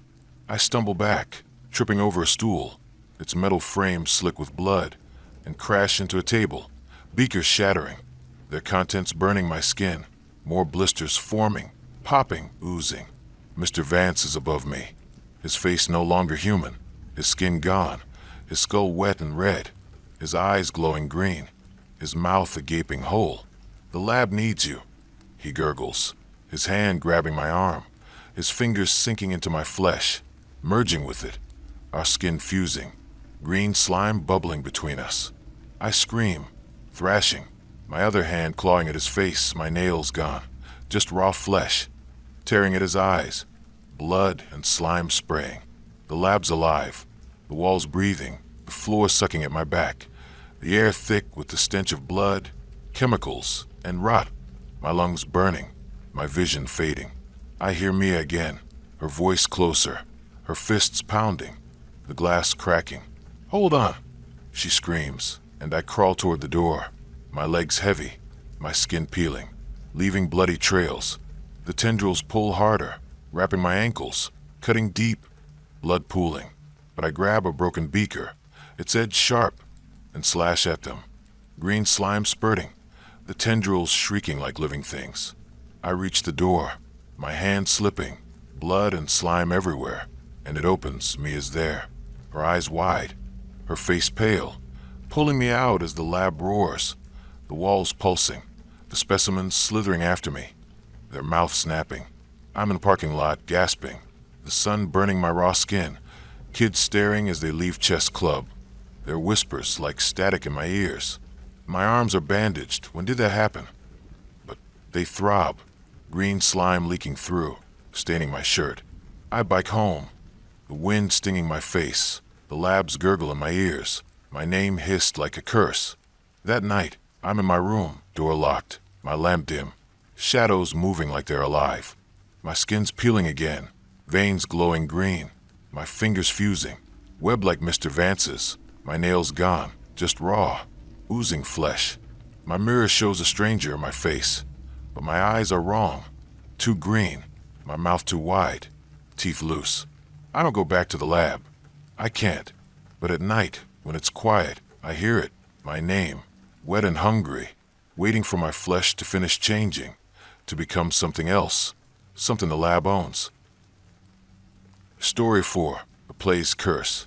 I'm standing backstage in Westview High's auditorium, the air thick with the smell of dusty curtains, old wood, and something sharp, like damp earth after a storm. It's a Thursday after school, and I'm stuck here for drama club because my guidance counselor said I need extracurriculars to boost my college apps. The auditorium's huge, a cavern of creaky seats, faded velvet curtains, and a stage that groans underfoot like it's alive. The overhead lights hum, their yellow glow weak, casting long shadows that twist across the scuffed floorboards, scarred from decades of sets being dragged around. My sneakers scuff the dust, my heart already racing because this place feels wrong. Kids whisper about the auditorium. Lights flicker, props move, and a play from the 70s, The Harvest King, got shut down after a kid died on stage. I roll my eyes at the stories, thinking it's just theater kids being dramatic. But when I see our director, Ms. Lorne, my stomach churns. Ms. Lorne's up front, her wiry frame draped in a long black shawl, her white hair wild, like she's been running her hands through it. She's flipping through a script, its pages yellowed, the cover stamped with a weird symbol, a circle of twisted branches, like a crown. "We're reviving the Harvest King," she says, her voice low, almost reverent, her eyes glinting under the stage lights. It's a folk-tale, ritual play. You'll feel its power. Her fingers are stained, maybe ink, but the marks look too dark, too red, like dried blood under her nails. I notice the other kids, 10 of us, including Mia with her purple-streaked hair, shifting nervously, their sneakers squeaking, their whispers fading. Ms. Lore hands me a script, the paper cold, smelling like mildew and iron, and says, "You're the King's Herald. Memorize it." I nod, my throat tight, and glance at Mia, who's clutching her script like it's gonna bite her. We start rehearsal, the auditorium's silence heavy, broken only by the creak of the stage, and Ms. Lawrence sharp claps, like bones snapping. The script's weird, lines about a king who demands blood for a bountiful harvest, words in a language I don't know, all guttural and harsh, like choking on gravel. I read my part, my voice shaky, and the lights flicker, the hum growing louder, like angry bees. Mia's playing the sacrifice, her lines about offering her heart to the king, and when she speaks, her voice cracks, her face pale, like she's actually scared. The stage feels colder, the air thicker, and I notice scratches on the floorboards, deep and jagged, forming that same branch-crowned symbol from the script's cover. I tell myself it's just old damage, but my hands are sweaty, the script sticking to my fingers. Halfway through, Ms. Lawrence stops us, her eyes too bright, her shawl slipping to reveal a necklace of twisted twigs, like it's alive, pulsing against her skin. "Feel the stage," she says, her voice a hiss. "It's waking." She lights candles, when did she get those? And sets them in a circle around the stage, their flames low, spitting black smoke that smells like wet dirt and blood. The candle's wax drips red, pooling on the floor, and I swear it moves, creeping toward the scratches, filling them like veins. Mia grabs my arm, her nails digging in, whispering, "This isn't right. Let's ditch." But Ms. Lorne's watching, her lips curled, and the other kids are frozen, their eyes wide, like they're stuck in a trance. We keep reading, the words heavier, like they're pulling me down. My lines feel wrong, like I'm promising something I don't understand, and the stage shakes, a low rumble like a growl from deep underground. The curtains sway, though there's no breeze, and I hear whispers my name, hissed in that guttural language, coming from the seats, the rafters, the shadows. I drop my script, the pages scattering, and one lands open, my name scrawled in red, the ink wet, dripping onto the stage, mixing with the candle wax. My heart's pounding, and I back away, my sneakers slipping, but the stage is changing. The floorboards pulse, like a heartbeat, the scratches glowing red, the symbol now a face, eyeless, its mouth gaping, dripping blood. Ms. Lawrence chanting now, not directing, her voice blending with the whispers, her hands raised, her necklace writhing, branches growing, piercing her skin, blood trickling down her neck. The candles flare, The flames green, the smoke choking, and the other kids are chanting too, their voices flat, their eyes empty, like they're not themselves. Mia's still with me, her hand cold, pulling me toward the wings, but the curtains grab us, their fabric alive, wrapping our arms, cutting like wire, blood welling up, hot and sticky. I scream, my voice raw and ripped free, my skin tearing, blood splattering the stage, the floor drinking it, the symbol's mouth widening, hungry, the auditorium's alive, the seats creaking like they're breathing, the rafters groaning, dropping dust and splinters. The lights explode, glass raining, plunging us into dark, except for the candle's green glow, lighting Ms. Lorne's face. Her eyes gone, just black holes, her mouth stretched, teeth sharp like thorns. The king wakes. She gurgles, blood bubbling from her lips, her hands clawing the air, branches sprouting, coiling toward me. The stage splits, a crack opening, blood pooling, hands gray bony, with two long fingers, reaching up, grabbing my ankles, their nails slicing, blood streaming. Mia's screaming, her script gone, her hands bleeding, her purple hair matted with blood, and I pull her, my arms burning, toward the exit. But the doors are sealed, the handles hot, like they've been welded shut. I grab a prop sword, blunt but heavy, and swing at the branches, their wood splintering, sap oozing, thick and red, smelling like blood. The hands from the crack tighten, my bones creaking, and I slash, the blade sinking into gray flesh, green blood spurting, the hand shrieking, letting go. Mia's crying, her voice hoarse, and we run, dodging falling beams, the stage collapsing, blood flooding, ankle deep, warm and sticky, like we're wading through a slaughterhouse. The whispers are deafening, my name a chant, the king's voice deep, ancient, promising harvest for my blood. Ms. Lorne's gone, her body a mass of branches, rooted to the stage, her face the symbol's face, eyeless, screaming. I don't know how we escape, but we're in the parking lot, gasping, the sun blinding, my eyes stinging from blood and smoke.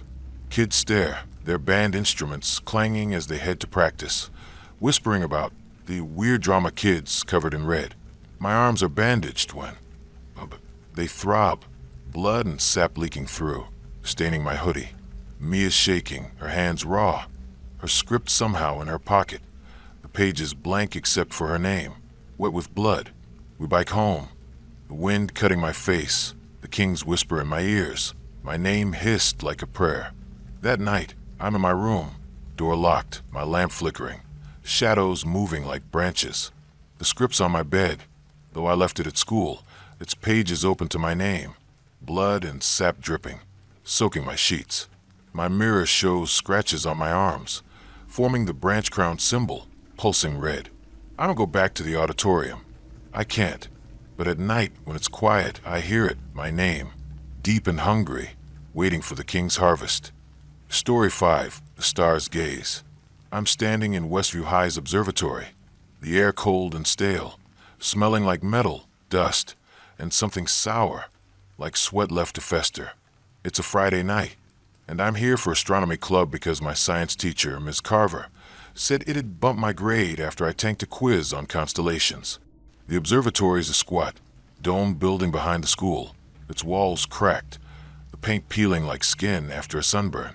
Inside, it's a mess of old telescopes, star charts pinned to corkboards, and a massive dome ceiling that creaks when it opens, revealing the night sky.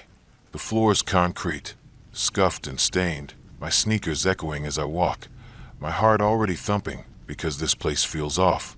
Kids say the observatory's bad news. Telescopes show things that aren't stars. Whispers come from the dome, and a kid named Ethan vanished last year after staying late. I shrug it off as high school rumors, but when I see Ms. Carver fiddling with the main telescope, my skin prickles like I've touched a live wire. Ms. Carver's short, her lab coat too big, her brown hair tied in messy bun, stray strands sticking to her sweaty forehead. She's adjusting the telescope's lens, her hand shaking, her nails bitten raw, blood crusted at the cuticles. "Focus on Orion tonight," she says, her voice tight, not looking at me. Logwood, you see.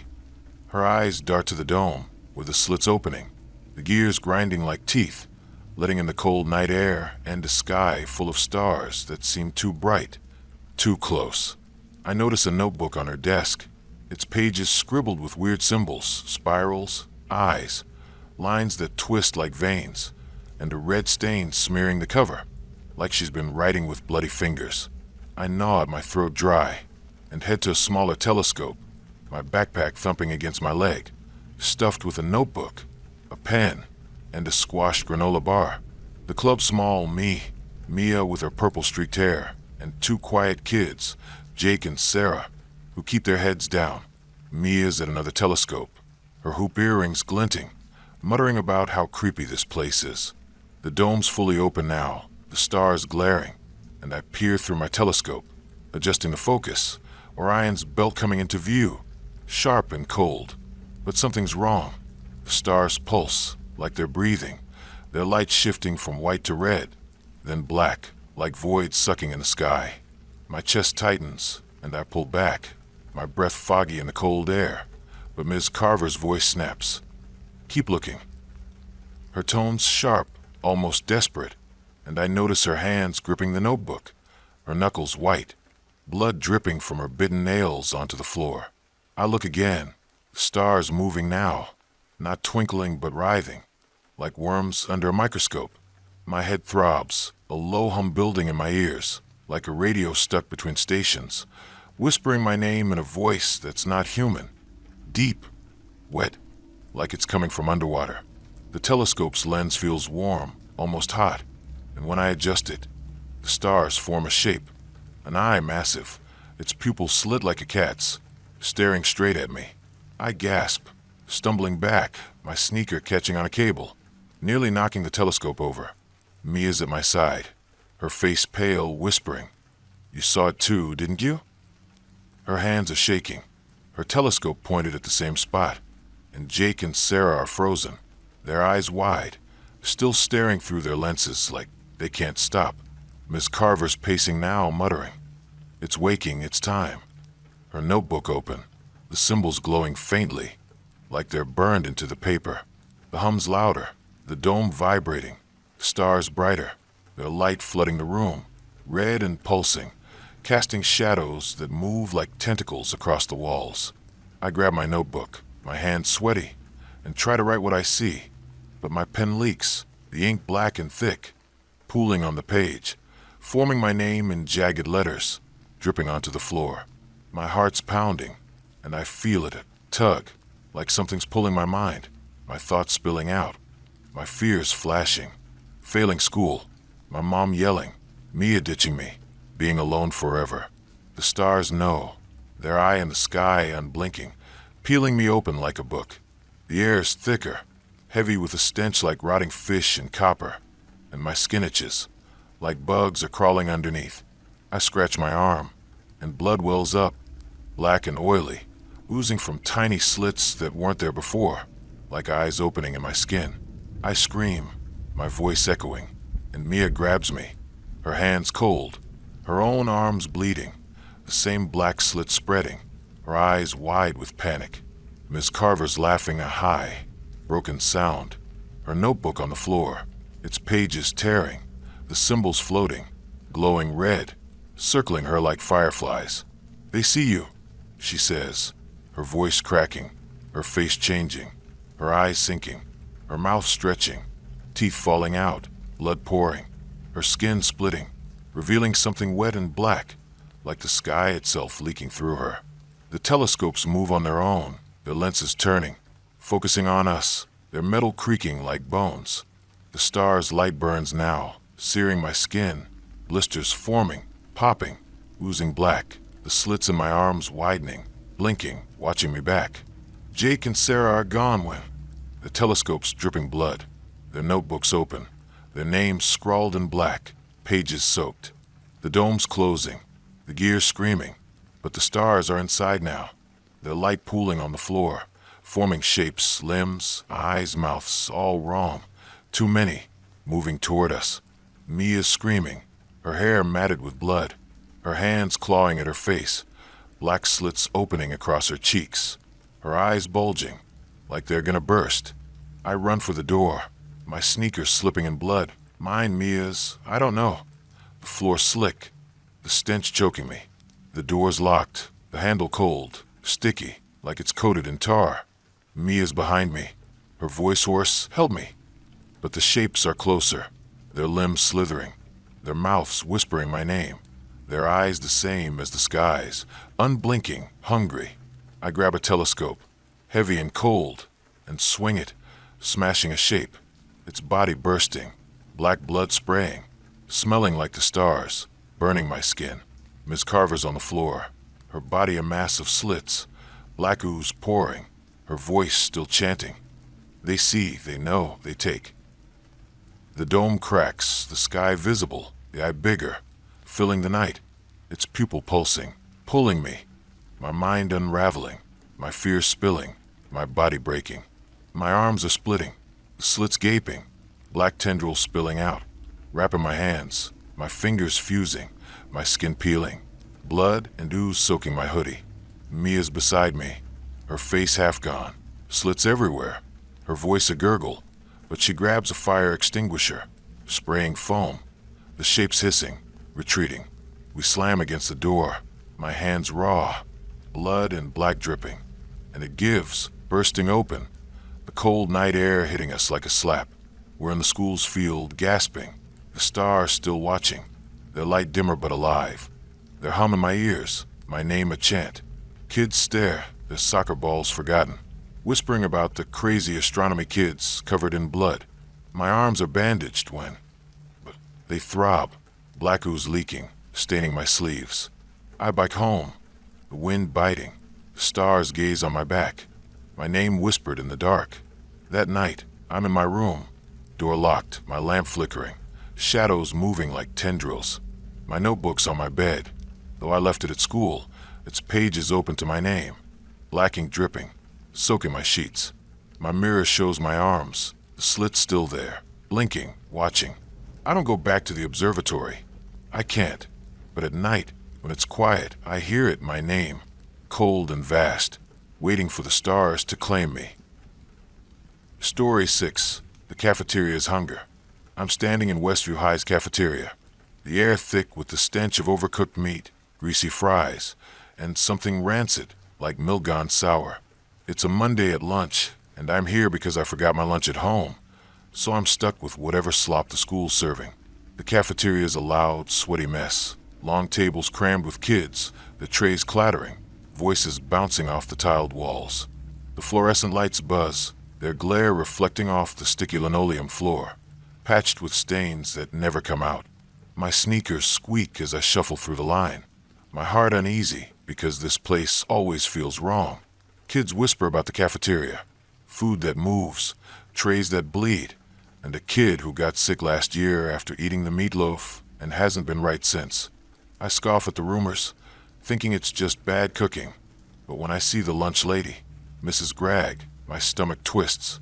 Mrs. Gregg's behind the counter, her apron stained with grease and red splotches, her hairnet tight over gray curls, her face sweaty and pale.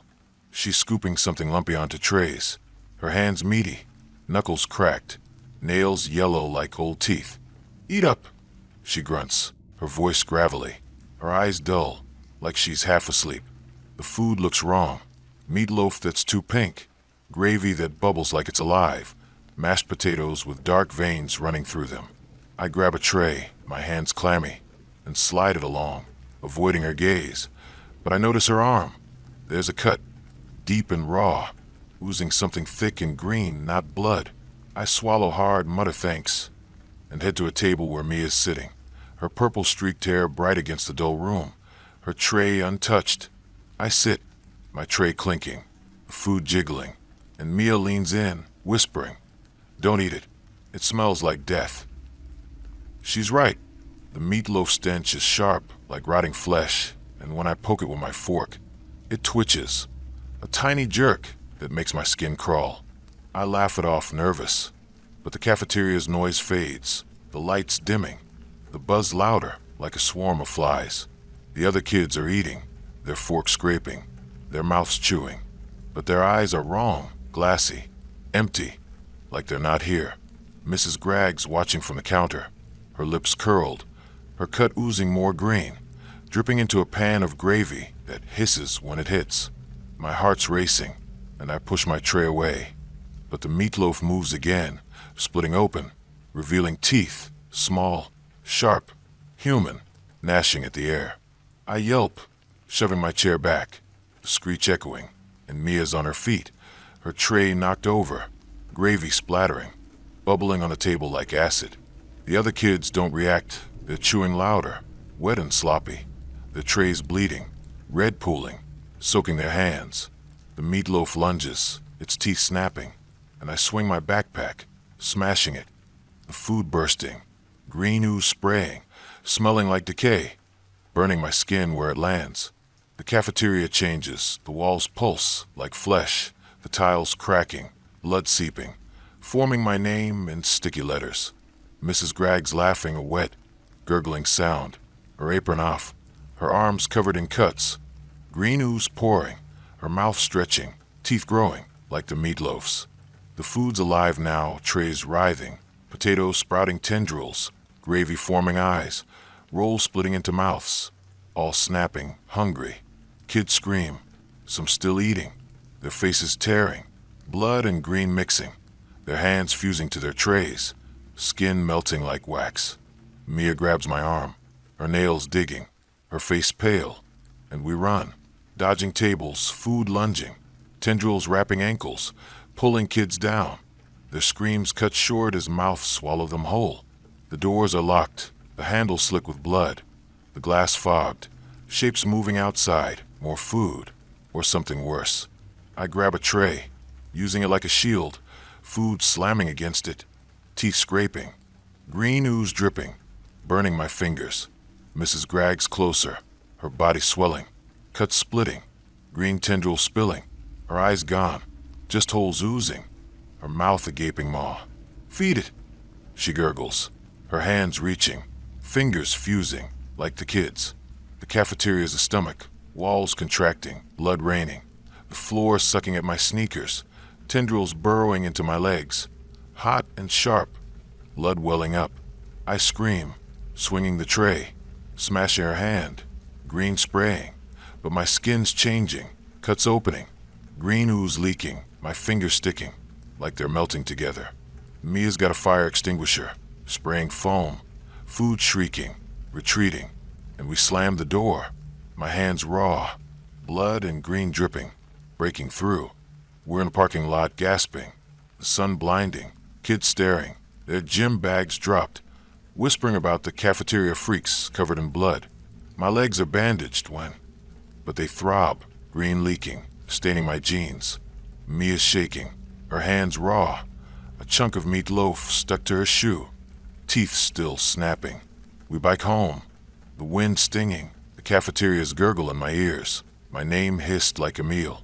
That night, I'm in my room, door locked, my lamp flickering, shadows moving like tendrils. My tray's on my bed, though I left it at school, food writhing, my name carved in green ooze. My mirror shows cuts on my legs, oozing, pulsing. I don't go back to the cafeteria. I can't. But at night, when it's quiet, I hear it, my name, wet and hungry, waiting for me to feed it. Story 7, The Digital Trap. I'm sitting in Westview High's computer lab, the air cold and dry, smelling like burnt plastic and ozone, like the machines are working too hard. It's a Tuesday after school, and I'm here for detention because I hacked the school's grading system to fix my math score. Didn't work, got caught. The lab's a dim, sterile room, rows of ancient PCs, the screens flickering, keyboards sticky from years of Cheeto-dusted fingers. The fluorescent lights hum, their light harsh, casting my shadow across the scuffed linoleum floor, warped like it's melting. My sneakers tap nervously, my heart uneasy because this place feels creepy. Kids talk about the lab, screens that show your face when they're off, keyboards typing on their own, and a kid who got detention last semester and came out babbling about code in his blood. I laugh it off, thinking it's nerdy ghost stories, but when I see Mr. Holt, the IT teacher, my skin crawls. Mr. Holt's at the front, his glasses reflecting the screens, his bald head shiny under the lights, his fingers tapping a keyboard, the clicks sharp, like bones snapping. "Work on your essay," he says, his voice flat, not looking up. No internet, no games. His hands are pale, veins bulging, and I notice a cut on his wrist, leaking something dark, not blood, but black, like ink, pooling on his desk. I nod, my throat tight, and log into my assigned PC. The screen slow, the login prompt glitching. My name already typed, pulsing red. I glance at Mia, next to me, her purple-streaked hair glowing under the monitor's light, her fingers hovering, like she's scared to touch the keys. I start typing, the keyboard stiff, the clicks loud, but the screen's acting weird. My words twist, forming sentences I didn't write. "I know what you did." My heart skips, and I hit delete, but the text reappears, faster, my name scrolling, red and dripping, like blood on the screen. The hum's louder, the lights flickering, and Mia screens the same, her face pale, her name looping, her eyes wide. The other kids, 5 of us in detention, are frozen, their screens bleeding red, their fingers typing, even though some aren't moving, like the keyboards are pulling their hands. Mr. Holt standing now, his glasses off, his eyes black like the screens, his cut oozing ink, dripping onto the floor, forming my name. The screens change, showing me, not a reflection, but a video, my face screaming, my eyes bleeding, my hands clawing at my cheeks, black ink pouring from my mouth. I shove back, my chair screeching, but the keyboard's typing, my fingers stuck, ink seeping from my nails, burning like acid. Mia screaming, her screen showing her face melting, ink flooding her eyes, her hands fusing to the keys, skin tearing, blood and ink mixing, the lab shifting, the walls glitch like bad pixels, the floor pulsing, ink pooling, sticky and warm, sucking at my sneakers. Mr. Holt's laughing, his voice static, his body jerking, like a lagging video, his face on every screen, his mouth stretching, ink gushing, forming words. Your code now. The PC spark, screens cracking, ink spraying, burning my arms, slits opening, black tendrils writhing, burrowing into my skin, my veins glowing red like wires. Kids are gone when the chair's empty, their screens showing their faces, trapped, screaming, their eyes my eyes begging. Mia's fighting, smashing her keyboard, blood and ink splattering, but her hands are glitching, pixels falling, like she's dissolving.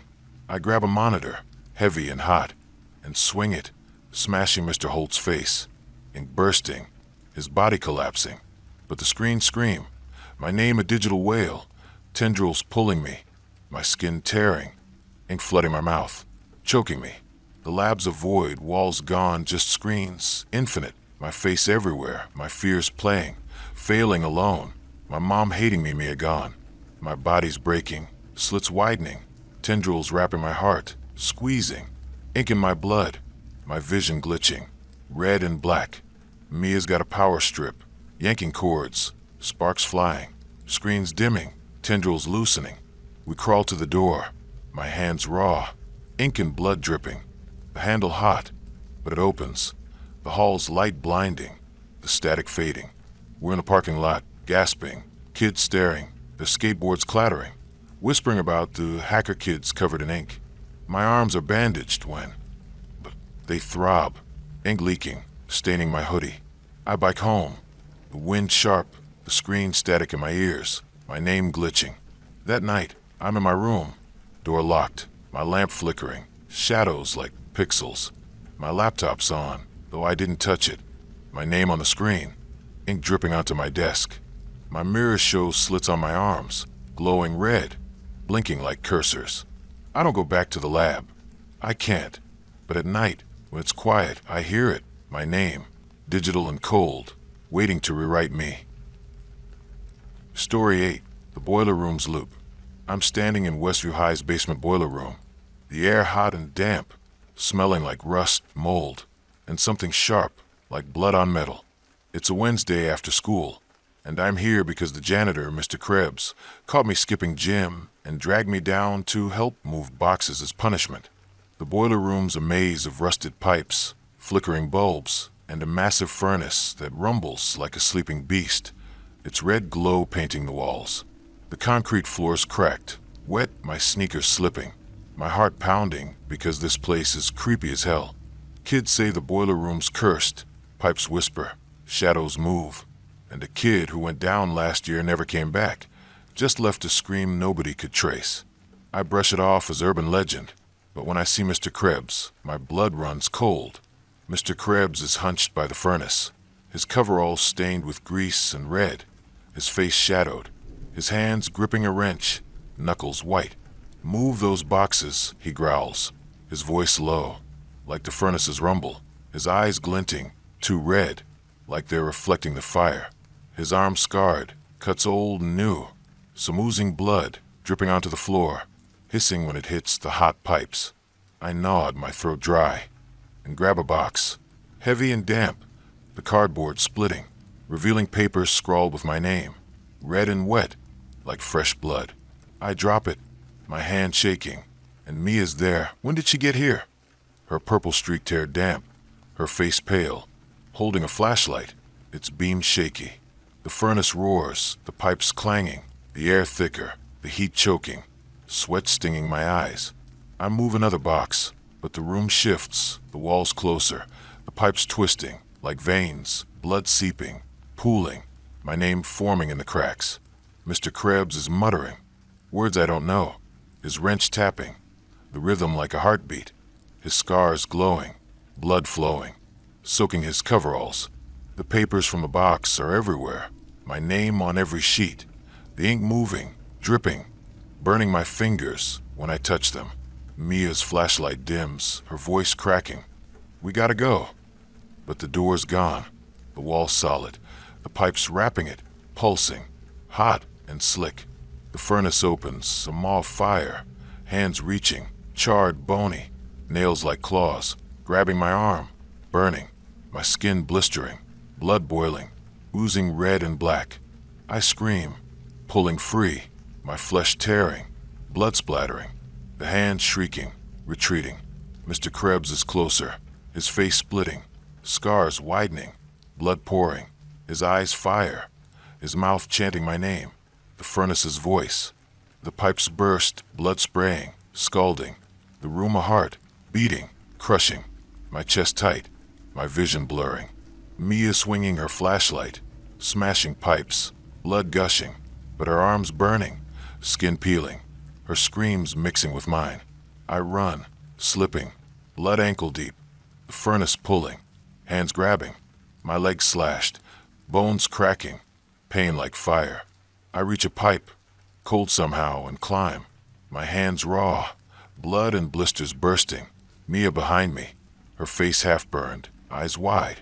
The furnace roars, the room shakes, walls closing, and I fall, the hands catching me, claws sinking, my blood feeding the fire, my name a scream. I die, the pain endless, my body ash, but I'm back, standing in the boiler room, Mr. Krebs growling, the boxes waiting, my name on the papers, the loop starting again. I relive it, claws, blood, fire, each time worse, my skin gone, my bones breaking, Mia's screams fading, her body ash, but she's back too, her eyes hollow, knowing we're trapped. I try fighting, hiding, running, but the furnace finds me.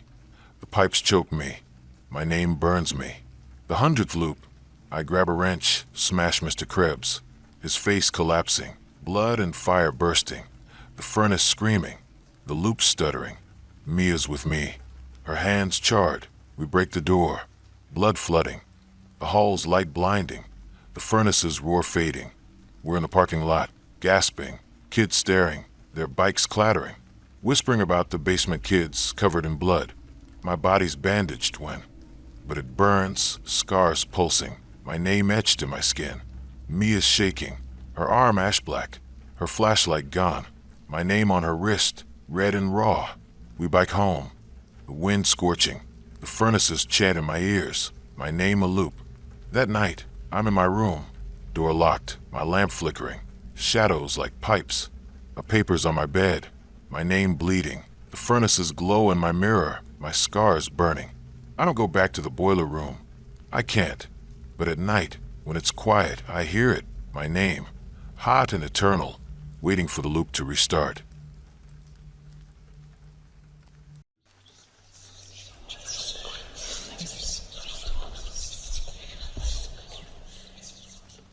Story 1. The Vanishing of the Watseka Wonder. In the quiet farming town of Watseka, Illinois, during the sweltering summer of 1877, the air was thick with the scent of freshly turned earth and the weight of secrets whispered among neighbors. With a population barely cresting 1,500, Watseka was a place where life moved slowly, governed by the rhythms of planting and harvest, church bells and barn dances. Families knew each other's histories, their joys and sorrows etched into the town's collective memory. But beneath this veneer of simplicity, a chilling mystery was about to unfold, one that would etch the name of Lurency Venom into the annals of the supernatural, forever known as the Watseka Wonder. What began as a young girl's peculiar behavior spiraled into a haunting saga of possession, loss, and a presence that seemed to seep from the very soil of Watseka, gripping the town in a web of fear and fascination that lingers to this day.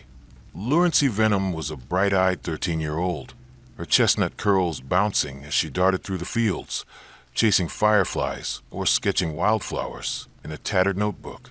The Venom family lived in a modest clapboard house on the outskirts of town, where cornfields stretched like an endless sea, their golden tassels swaying under the July sun. Lurency was a favorite among her peers, her laughter a melody that brightened even the dreariest days.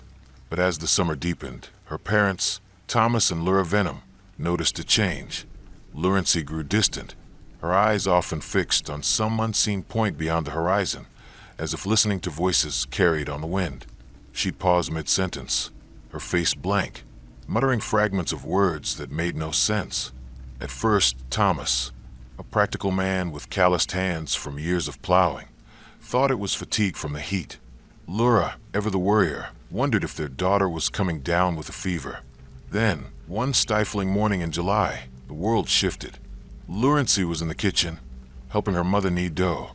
When she froze, her hands trembling, her eyes rolled back, and she collapsed, her body rigid as a board, her breath coming in shallow gasps. Laura screamed for Thomas, who carried Lurency to her bed, his heart pounding as he watched her twitch and moan. When she awoke hours later, her voice was not her own, low, measured, and carrying an eerie calm that sent shivers down her parents' spines. "I'm not Lurency," she said, her gaze piercing Laura's with an intensity that felt foreign. "I'm Mary Roth." The name struck like a thunderbolt, ripping through the Venom household and setting the stage for a mystery that would haunt Watseka for generations. Mary Roth was a name etched in the town's darker memories. She'd been the daughter of Asa and Roth, a well-to-do family who lived in a grand house near the town square. Mary had died in 1865 at the age of 18, her life cut short under circumstances that Watseka preferred to whisper about rather than confront. As a girl, Mary had suffered from violent seizures, her body convulsing in ways that baffled doctors. Some called it epilepsy. Others, more superstitious, spoke of demonic possession, pointing to her wild eyes and the strange words she'd mutter during her fits. Rumors swirled that Mary had taken her own life in a moment of despair, her body found in the family's barn, a rope around her neck. Others insisted she'd been driven mad by forces beyond human understanding, her death a release from some unseen torment. The Roths, devastated, rarely spoke of her, but their grief hung over Watseka like a shadow. Now, Lurency's claim to be Mary sent shockwaves through the town. She spoke with a confidence that belied her age, describing details of the Roth household that no outsider could know.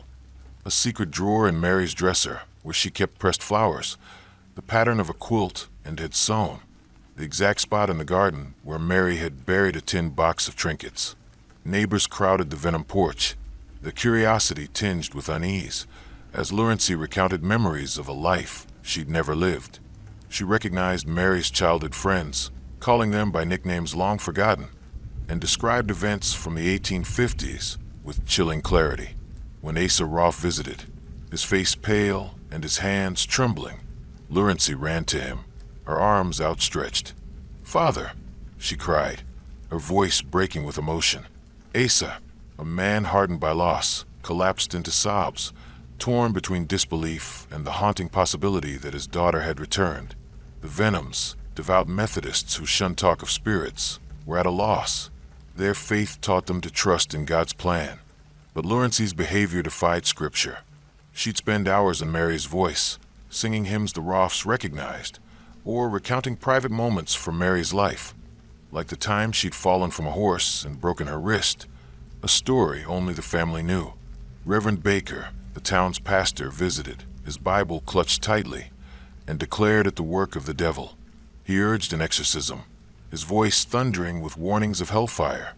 But the Venoms hesitated, unwilling to brand their daughter as possessed. The town split into factions. Some saw Lurency as a vessel for Mary's spirit, a miracle of the divine. Others whispered she was a fraud, a troubled girl manipulating a grieving family for attention. A few, the oldest residents, spoke of Watseka's land itself, claiming the fields held memories of older, darker things. Pagan rituals from before the town was founded, when the land belonged to the Potawatomi. Dr. E.W. Stevens, a local physician with a fascination for spiritualism, stepped into the fray. A man of science and mysticism, he saw Lurency's case as a chance to bridge the gap between the physical and the ethereal. He met with the Venoms, his notebook filled with questions, and proposed a radical solution. Let Lurency live with the Rolfes. He believed proximity to Mary's family might either confirm the possession or reveal it as a delusion. In February 1878, Lurency moved into the Rolfe home, a stately house with high ceilings and portraits of Mary gazing from the walls. There, she slipped deeper into her role as Mary, wearing her old dresses, playing her favorite piano tunes, and tending to chores with a familiarity that stunned and Rolfe. She'd sit by the fireplace, recounting Mary's childhood with a wistful smile, her hands moving as if guided by another's memory, and, desperate to reclaim her daughter, treated Lurency as Mary reborn, her eyes brimming with tears as she listened to stories only her lost girl could know. But the harmony was fleeting. Lurency's episodes grew darker, her behavior more erratic. She'd wake in the night, screaming, her nails digging into her arms as if fighting an invisible force. She spoke of a dark place, a realm of shadows where voices called her name, urging her to stay. One stormy evening, she bolted from the Rolfe house, her nightgown soaked, and ran into the cornfields. The town organized a search, lanterns bobbing in the rain-soaked dark, until they found her curled near a creek, her lips moving in silent prayer.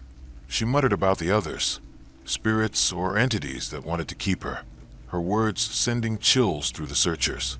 Back at the Rolfe house, she'd stare into mirrors, claiming to see Mary's face overlaid with her own, the two blending into something neither could escape. Watseka's unease deepened. Children avoided the Rolfe house, claiming the air felt heavy, as if the walls themselves were watching. Farmers reported strange lights flickering in the fields where Lurency had run, brief glimmers that vanished when approached. A local seamstress, widowed and superstitious, swore she saw a figure in white standing outside the Venom home, its face obscured by a veil of mist. Dr. Stevens, undeterred, documented every incident, his notes later published as the Watseka Wonder, a book that would cement the case in paranormal lore. But even he admitted the mystery defied reason. Was Lurency truly possessed, or had her mind fractured under some unseen trauma? Perhaps abuse or illness no one dared name. The town's elders whispered of older legends, of spirits tied to the land from a time when the Potawatomi held ceremonies under the stars, their chants stirring forces best left undisturbed. By May 1878, Lurency's episodes began to fade. One morning, she woke in her bed at the Rolfe house, her eyes clear, her voice her own. "I'm Lurency again," she said, her words soft but certain. She returned to her family, but the girl who came back was a shadow of her former self. Her laughter was gone, replaced by a quiet reserve, her eyes darting to corners as if expecting something to emerge. She spoke little of those months, her silence a wall no one could breach.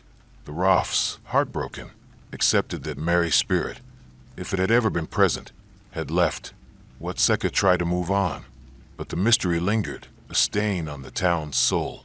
In 1880, a farmer plowing near the Roff property unearthed a small box containing a locket engraved with Mary's initials and a journal page. Its ink faded but legible.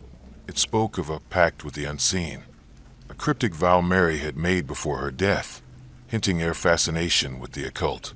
The find reignited rumors. Had Mary summoned something that lingered in Watseka, latching onto Lurency as a vessel? Lurency married a kind merchant in 1882 and left Watseka, settling in Kansas, where she raised a family. She refused to discuss her time with the Roffs, her lips sealed even to her children. The town never shook its unease. The Roff house standing empty, its windows dark. Farmers avoided the creek where Lurency was found, claiming the water ran colder there, even in summer. On windy nights, locals swore they heard faint laughter or the rustle of a dress in the fields, though no one dared investigate. The Watseka wonder became a legend, a cautionary tale of spirits and secrets, whispered to children as a warning to stay close to home.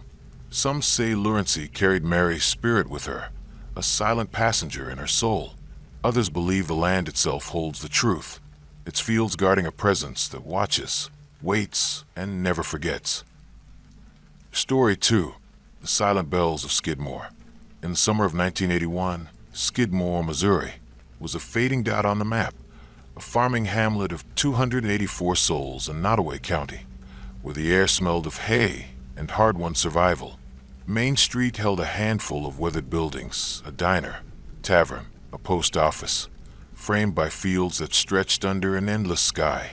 The townsfolk were a tight-knit bunch, their lives bound by shared harvests and unspoken grudges. But Skidmore had a shadow. Ken McElroy, a bully whose reign of terror had choked the town for decades.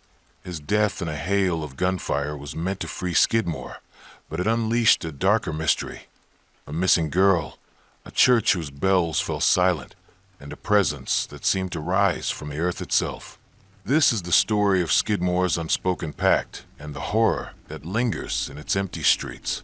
Ken McElroy was a towering figure, 6 feet 2 inches and 250 pounds, with a scowl that could silence a room. At 47, he was a known criminal, his rap sheet a litany of theft, assault, and arson. He'd rustled cattle, burned barns, and shot a grocer over a petty dispute, his shotgun blast leaving the man clinging to life. McElroy's knack for dodging justice, backed by cunning lawyers and terrified witnesses, made him untouchable. By July 1981, Skidmore was at its breaking point.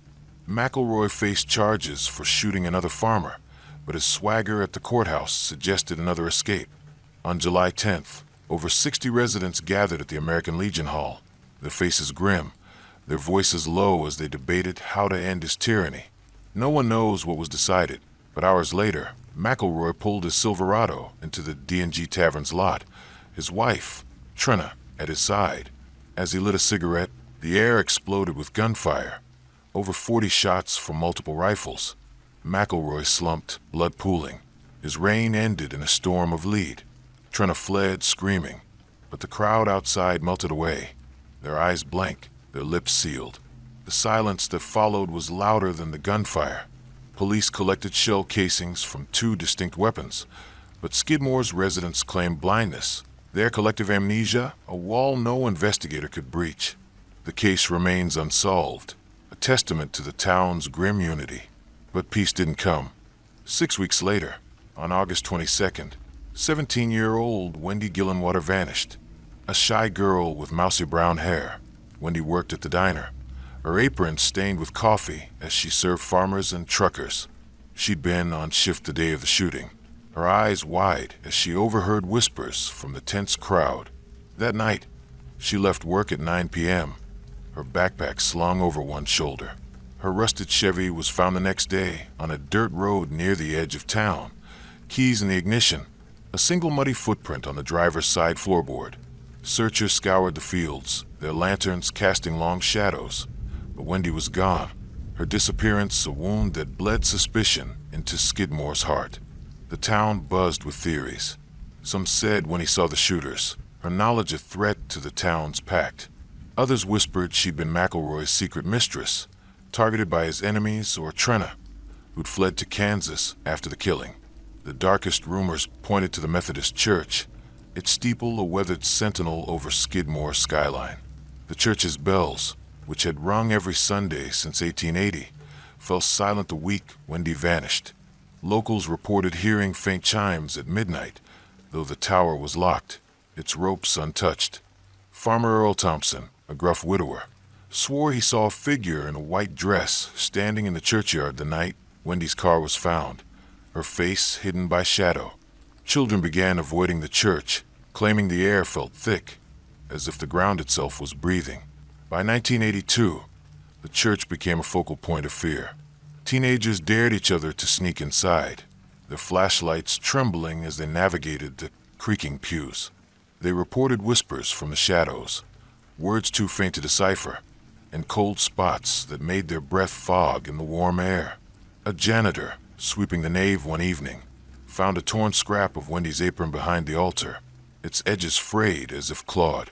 He showed it to Sheriff Dan Estes, but the police dismissed it, saying it could have blown in from anywhere. The town's unease grew, its residents locking their doors even in daylight. In March 1983, a fire gutted the church, the flames roaring with no clear cause. Firefighters saved the steeple, but the bells melted into slag, their remains buried in a nearby field. A volunteer claimed to see a girl's silhouette in the inferno, her arms outstretched, her form dissolving as the roof collapsed. The bells, though gone, seemed to linger. Farmers swore they heard their mournful toll on moonless nights, a sound that sent dogs howling and children hiding under blankets. Skidmore never recovered. The population dwindled to under 200 by 1990. Main Street's storefronts boarded up, the tavern a husk of its former self. Wendy's case remains open, her mother, Clara, still hanging faded flyers, her eyes hollow with grief. Some believe when he fled, overwhelmed by what she'd witnessed, perhaps hitching a ride to a new life.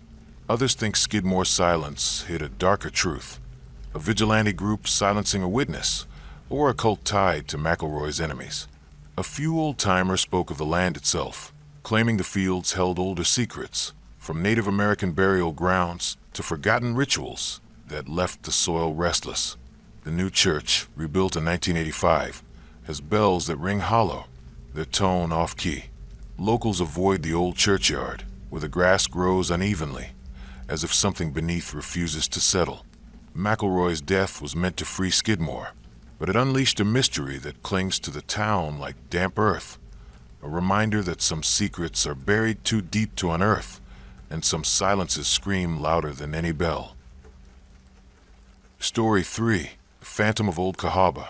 Old Cahaba, Alabama, in the summer of 1974, was a ghost town, its crumbling antebellum mansions and overgrown streets a haunting relic of its brief glory as the state's first capital from 1819 to 1826. Nestled along the muddy banks of the Alabama River, the town had been abandoned after relentless floods and the ravages of the Civil War, its population long gone, leaving behind a skeletal landscape of rotting wood, tangled vines, and whispered legends. The air was thick with the scent of decay, moss and river mud mingling with the sweet tang of wild magnolias.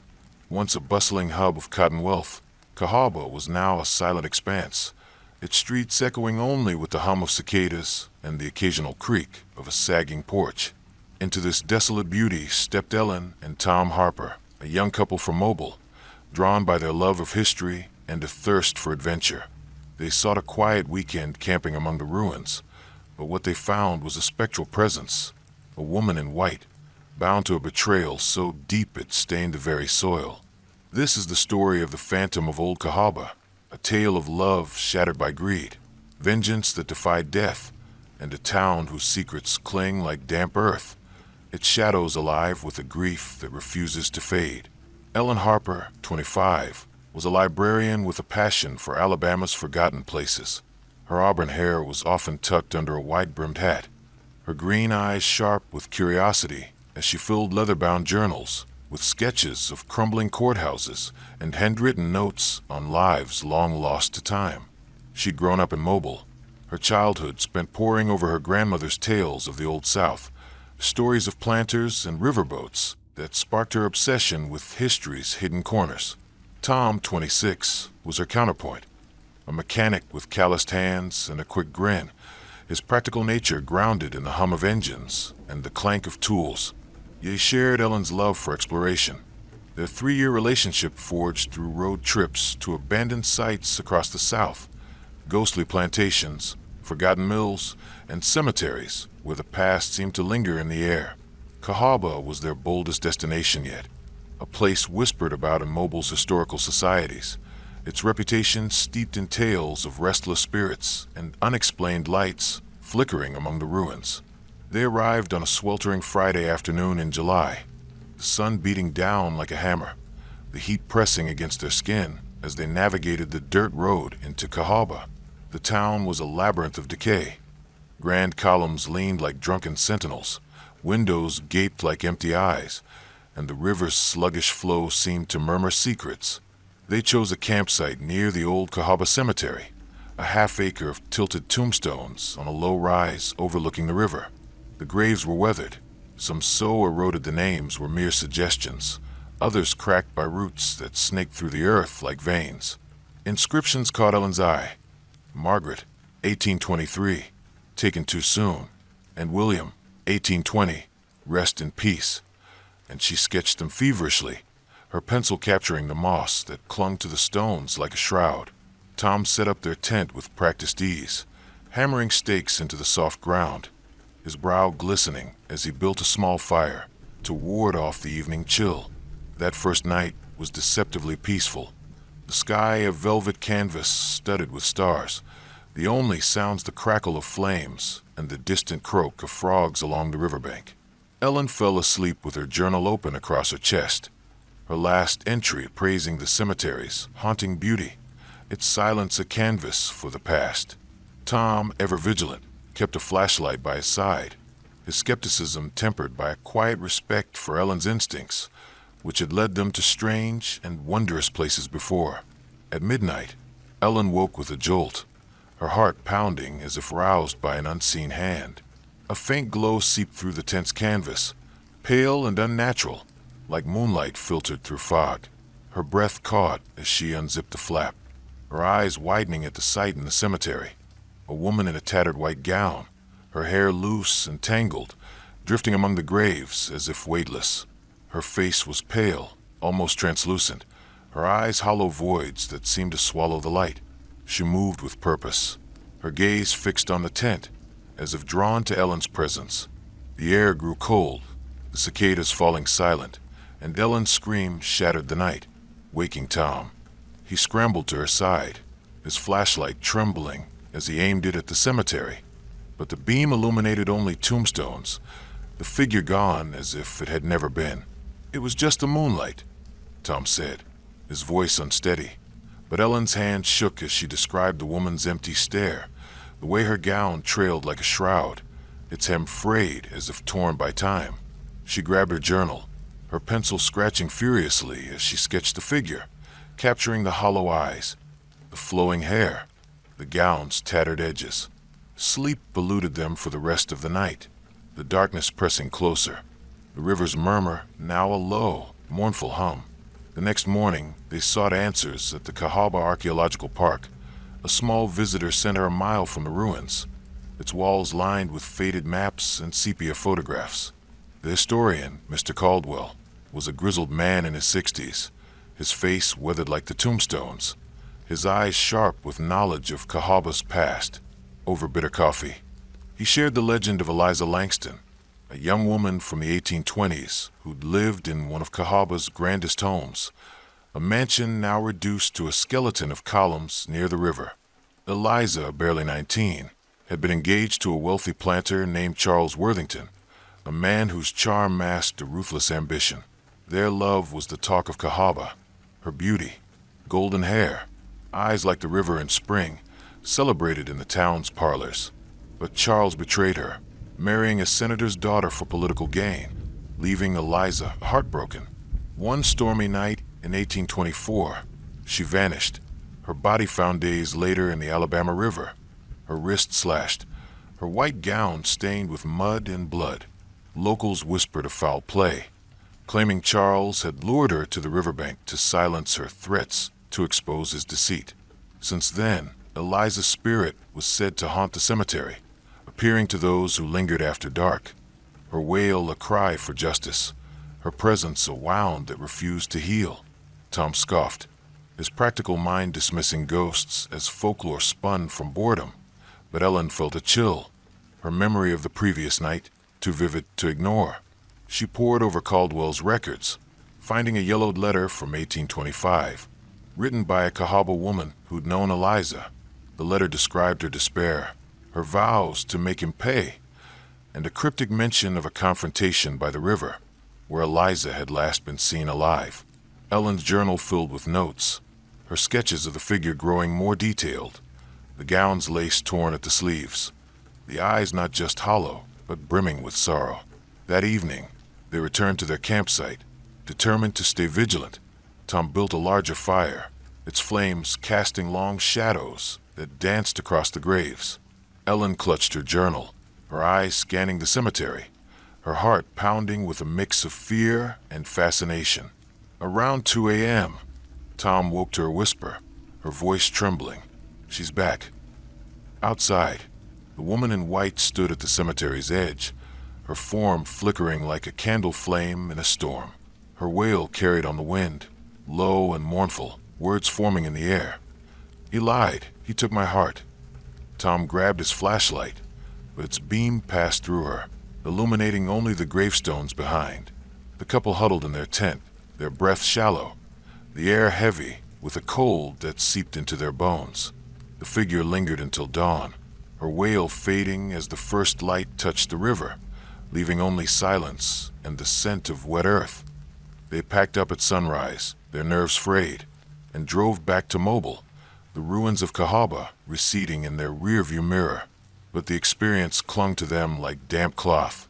In their small apartment, strange disturbances began. Ellen's journal would open to a new page, her sketches of Eliza altered, new lines added, the eyes now weeping ink. Tom's keys vanished, only to be found under furniture, coated in a fine layer of river silt. Mirrors fogged with no heat, their surfaces cold to the touch, and Ellen woke to whispers of her name, faint but unmistakable, carried on a breeze that shouldn't exist indoors. One night, she dreamed of the river, its waters pulling her under, Eliza's face staring back from the depths, her voice pleading, "Find me." Tom, too, was shaken, admitting he'd seen a shadow in their bathroom mirror, a fleeting glimpse of a woman's silhouette. Desperate, they contacted Ms. Delphine, a local medium known in Mobile's occult circles. A wiry woman with silver hair and eyes that seemed to see beyond the veil. Delphine agreed to visit Cahaba, sensing a story that needed telling. They returned to Cahaba a week later, Delphine leading the way to the cemetery. The air was heavier now, the river's murmur louder, as if the town itself was waking. Delphine walked among the graves, her hands tracing the air, her lips moving in silent prayer. She stopped at a cracked tombstone, its inscription barely legible. Eliza Langston, 1805 to 1824, beloved daughter.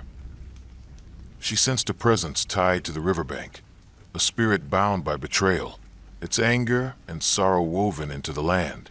Delphine performed a cleansing ritual, burning sage and chanting in a low, rhythmic cadence, her voice echoing off the willows.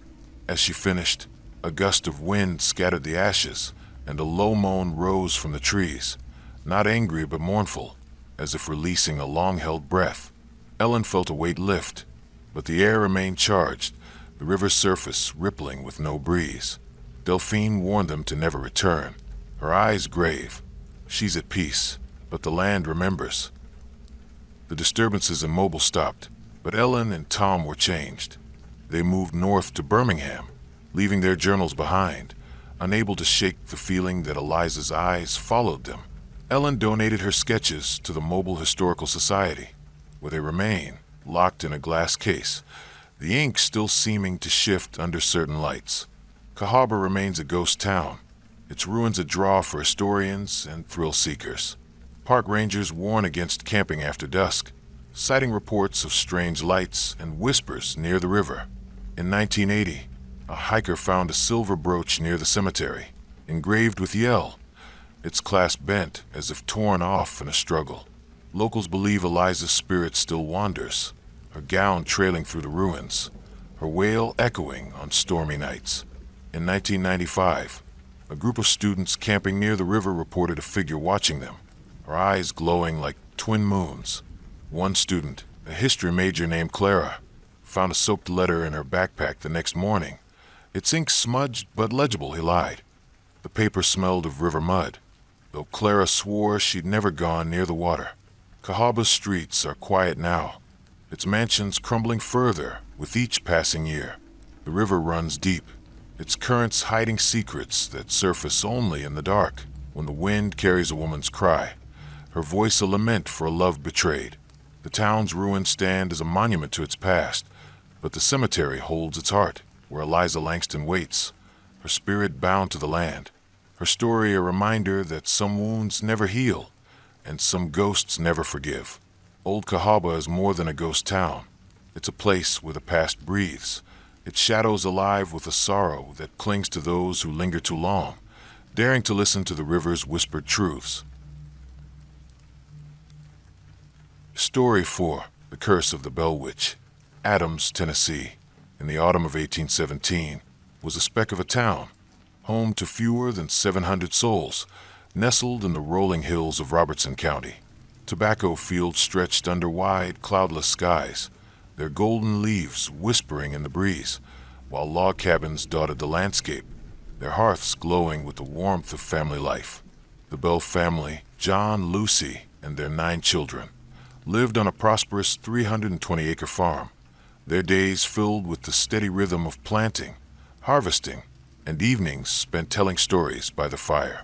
John Bell, a sturdy man with a weathered face and hands toughened by years of labor, was a pillar of the community, respected for his fairness and work ethic.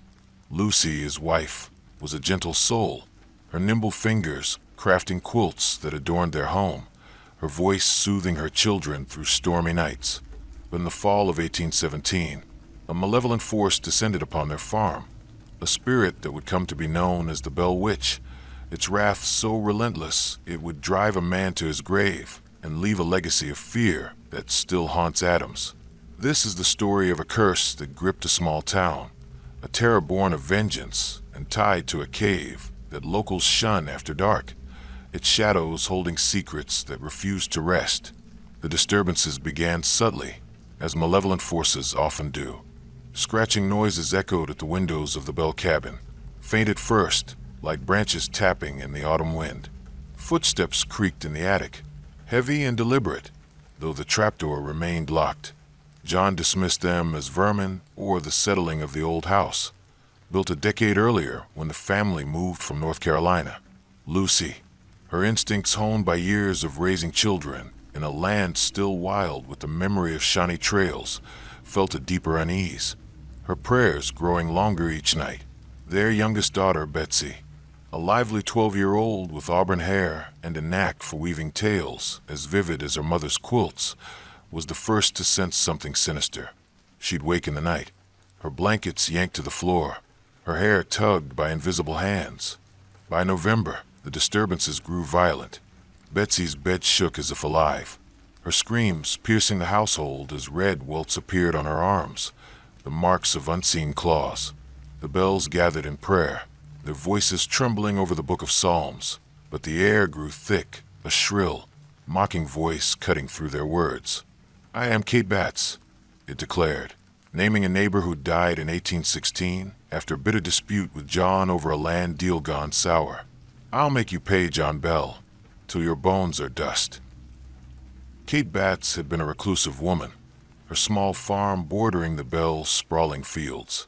The dispute had begun over a boundary line, a strip of land rich with tobacco that John claimed as his own. Kate, slight but fierce, had cursed him in the town square, her eyes blazing as she vowed revenge. Her death, a year before the disturbances, was shrouded in mystery. Some said she'd poisoned herself with laudanum. Others whispered of darker forces, her body found in her root cellar, her face frozen in a scream. Now her voice haunted the Bell home, knowing secrets no outsider could. Private conversations about John's debts, the time he disciplined Betsy with a switch, even the exact words of a letter Lucy had written to her sister in Virginia. The spirit threw plates across the kitchen, overturned chairs, and whispered curses in the dark, its laughter a blade that cut through the family's resolve. Neighbors visited, drawn by curiosity, and witnessed the chaos, a Bible flying across the room, its pages torn, a candle snuffed by an unseen breath, Betsy's hair braided tightly in the night, though no one had touched her. Word of the Bell which spread, turning Adams into a magnet for the curious and the devout. Preachers came, their Bibles raised, but the spirit mocked them, reciting their sermons in a twisted mimicry. Even Andrew Jackson, then a general known for his iron will, visited in 1819, drawn by tales of the supernatural. His wagon wheels froze outside the farm, refusing to move, and the voice taunted him, calling him a coward who'd flee before dawn. Jackson shaken, left by sunrise, his men swearing they heard laughter in the trees. Betsy bore the brunt of the witch's wrath. She collapsed in fits, her body twisting, her voice stolen as the spirit spoke through her, its words dripping with malice. "You'll never marry," it taunted, targeting her budding romance with Joshua Gardner, a shy farmer's son who'd carved her initials into an oak. The spirit slapped her during prayers, leaving bruises that horrified Lucy, who spent nights sewing protective charms into Betsy's clothes, her fingers trembling with each stitch. John, too, suffered, his throat swelling as if choked by invisible hands, his face growing pale and drawn. By 1820, his health deteriorated, his body wasting away, his voice reduced to a rasp. On December 20th, he died.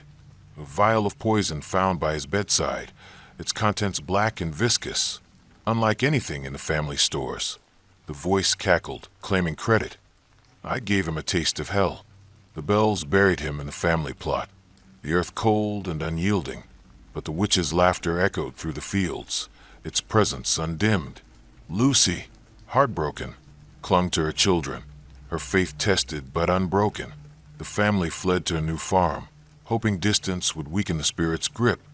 But the cave on their old property, a damp, narrow cavern carved into the hillside, became a focal point of fear.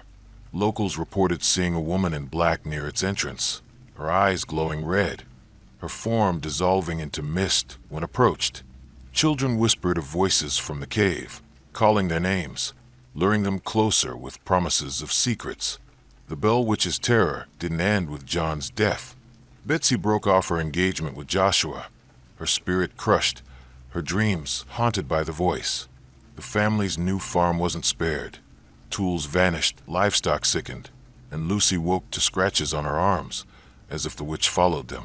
By 1821, the spirit's attacks waned, its voice fading, but Adams never forgot.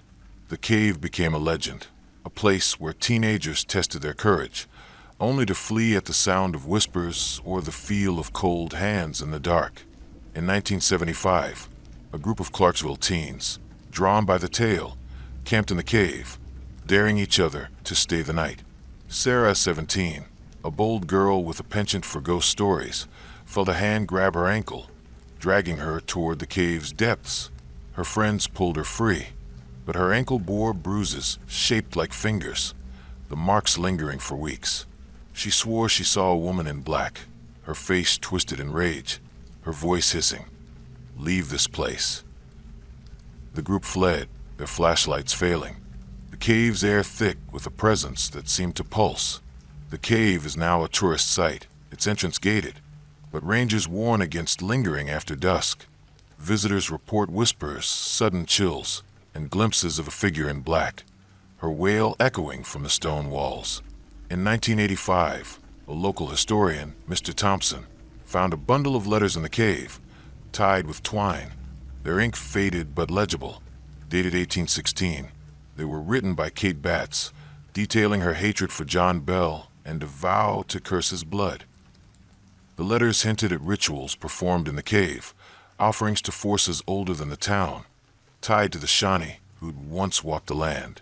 Some say the witch was Kate's vengeful spirit. Others believe it was a darker force, perhaps stirred by those rituals, using her name as a mask. Adams remains a quiet town, its fields unchanged since the Bell's time, but the cave draws thrill seekers, its shadows hiding a presence that refuses to rest. Locals avoid it, their stories of strange lights and disembodied voices keeping the legend alive. In 1990, a farmer reported seeing a woman in black near his barn, her eyes burning red, her form vanishing when he approached. His crops withered that season, his dreams haunted by a voice that whispered his name. The Bell Witch Cave stands as a monument to the terror, its damp walls etched with the fear of those who've entered. Some believe the witch still lingers, her curse tied to the land, her rage undimmed by time. Others see her as a manifestation of Adam's guilt, a town that stood by as a family suffered, its silence a debt unpaid. The cave's shadows hold secrets, its air heavy with the weight of a curse that refuses to lift, a reminder that some debts are paid in fear and some spirits never forgive. Adam's children grow up hearing the tale, warned to steer clear of the cave, where the Bell Witch waits, her laughter a chilling echo in the dark, her presence a wound that Adams cannot heal.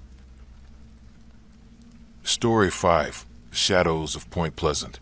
Point Pleasant, West Virginia, in November 1966, was a riverside town of 4,000, its brick storefronts and oak-lined streets hugging the banks of the Ohio River. A close-knit community, it thrived on small-town pride. Families gathered at the diner for coffee. Teenagers cheered at high school football games, and fishermen cast lines into the river's muddy waters. But between November 1966 and December 1967, Point Pleasant became a crucible of fear, haunted by a winged creature known as the Mothman, its glowing red eyes searing into the town's soul.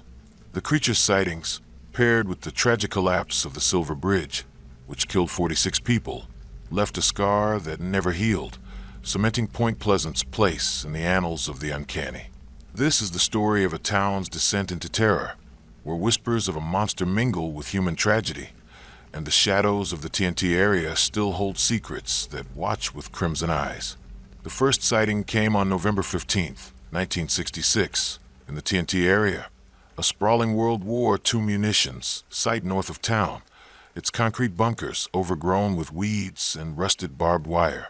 Two young couples, Roger and Linda Scarberry, and Steve and Mary Millette, were cruising in Roger's black Chevy at 11 p.m., their laughter filling the car as they navigated the winding roads.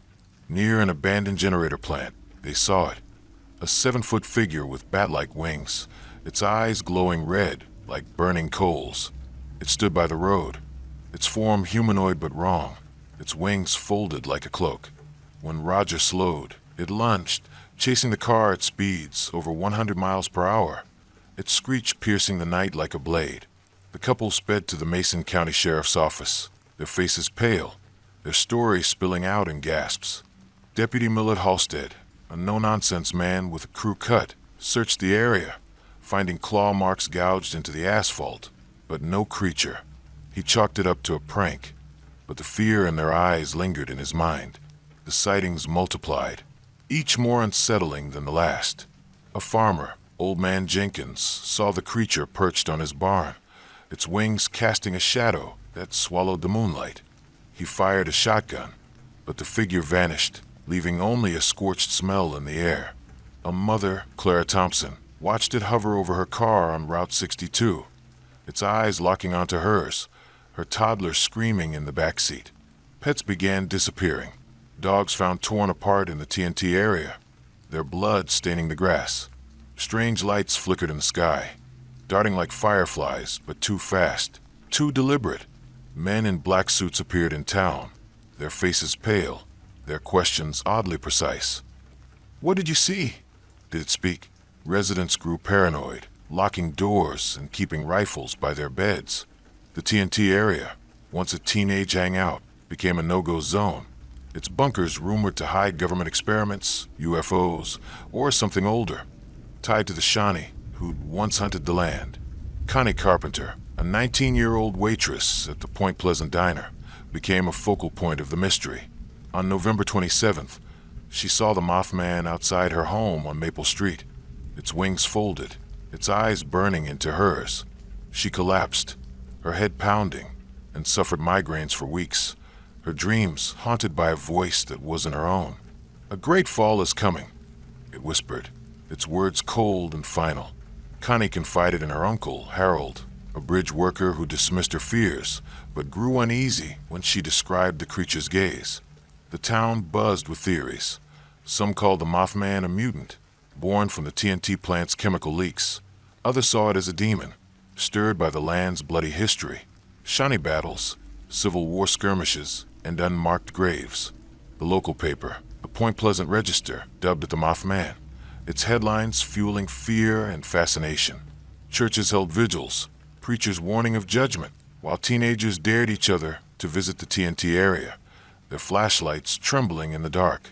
On December 15th, 1967, the Silver Bridge collapsed during rush hour, its steel frame buckling, plunging cars into the icy Ohio River. 46 people died, including Connie's Uncle Harold, whose body was never recovered. The tragedy stunned Point Pleasant, the town's grief compounded by the eerie timing. The Mothman's sighting stopped that day, as if its purpose was fulfilled. Some called it a harbinger, its red eyes a warning of disaster. Others believed it caused the collapse, its presence a curse. Journalist John Keel arrived in 1970. His book, The Mothman Prophecies, weaving together witness accounts and local lore. He uncovered the story of Thomas Urey, a salesman who'd seen the creature perched on a telephone pole days before the collapse, its eyes glowing as it stared at the bridge. Urey's diary, found in his attic years later, described a vision of water and screams, a premonition he'd ignored. Keel also documented a 1967 fire at the TNT plant, where chemical drums had leaked into the soil, their contents glowing faintly at night. He speculated the Mothman was a product of toxic waste, a mutated bird or something stranger, a being from another realm, drawn to Point Pleasant's pain. The town tried to heal, but the fear lingered. In 1978, a group of teens, led by 16-year-old Mark Reynolds, explored the TNT bunkers, drawn by tales of the Mothman's return. Inside Bunker 13, a concrete dome half buried in earth, they heard a low hum, like a heartbeat in the walls. Mark felt a pressure in his chest, his flashlight failing as the air grew cold. Red eyes appeared in the dark, unblinking, and the group fled. Mark's dreams haunted by wings and a voice that whispered, "Stay away." In 1983, a local fisherman, Joe Carter, saw the creature near the river, its wings spanning 10 feet, its eyes fixed on him as he rowed. His boat capsized, and he swore the water felt alive, pulling him under until he clawed his way to shore.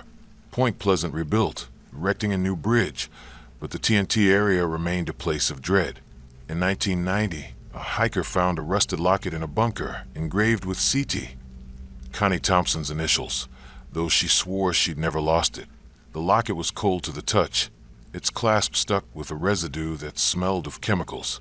Today, Point Pleasant hosts a Mothman festival, its stainless steel statue a tourist draw, but locals avoid the TNT area after dark. Strange lights still flicker there, darting across the sky, and the bunkers hum with an unnatural sound, like a pulse from the earth. In 2005, a group of paranormal investigators recorded a screech in the TNT area, its pitch identical to the Scarberry's description, though their equipment failed moments later. Some believe the Mothman was a government experiment, a creature born from the TNT plant secrets. Others see it as a guardian spirit, warning of disasters yet to come, floods, factory explosions, or worse. The Shawnee history lingers in the town's memory, elders speaking of a winged figure in their lore, a protector turned vengeful when the land was taken. The Silver Bridge's replacement gleams over the river, but Point Pleasant's shadows hold tight to their secrets, and the Mothman's eyes still burn in the night, a reminder that some mysteries are too vast and too terrifying to ever be solved. The town's children grow up hearing the tales, warned to stay clear of the bunkers, where the air is heavy, the darkness alive, and the Mothman watches, its wings a whisper of dread that never fades.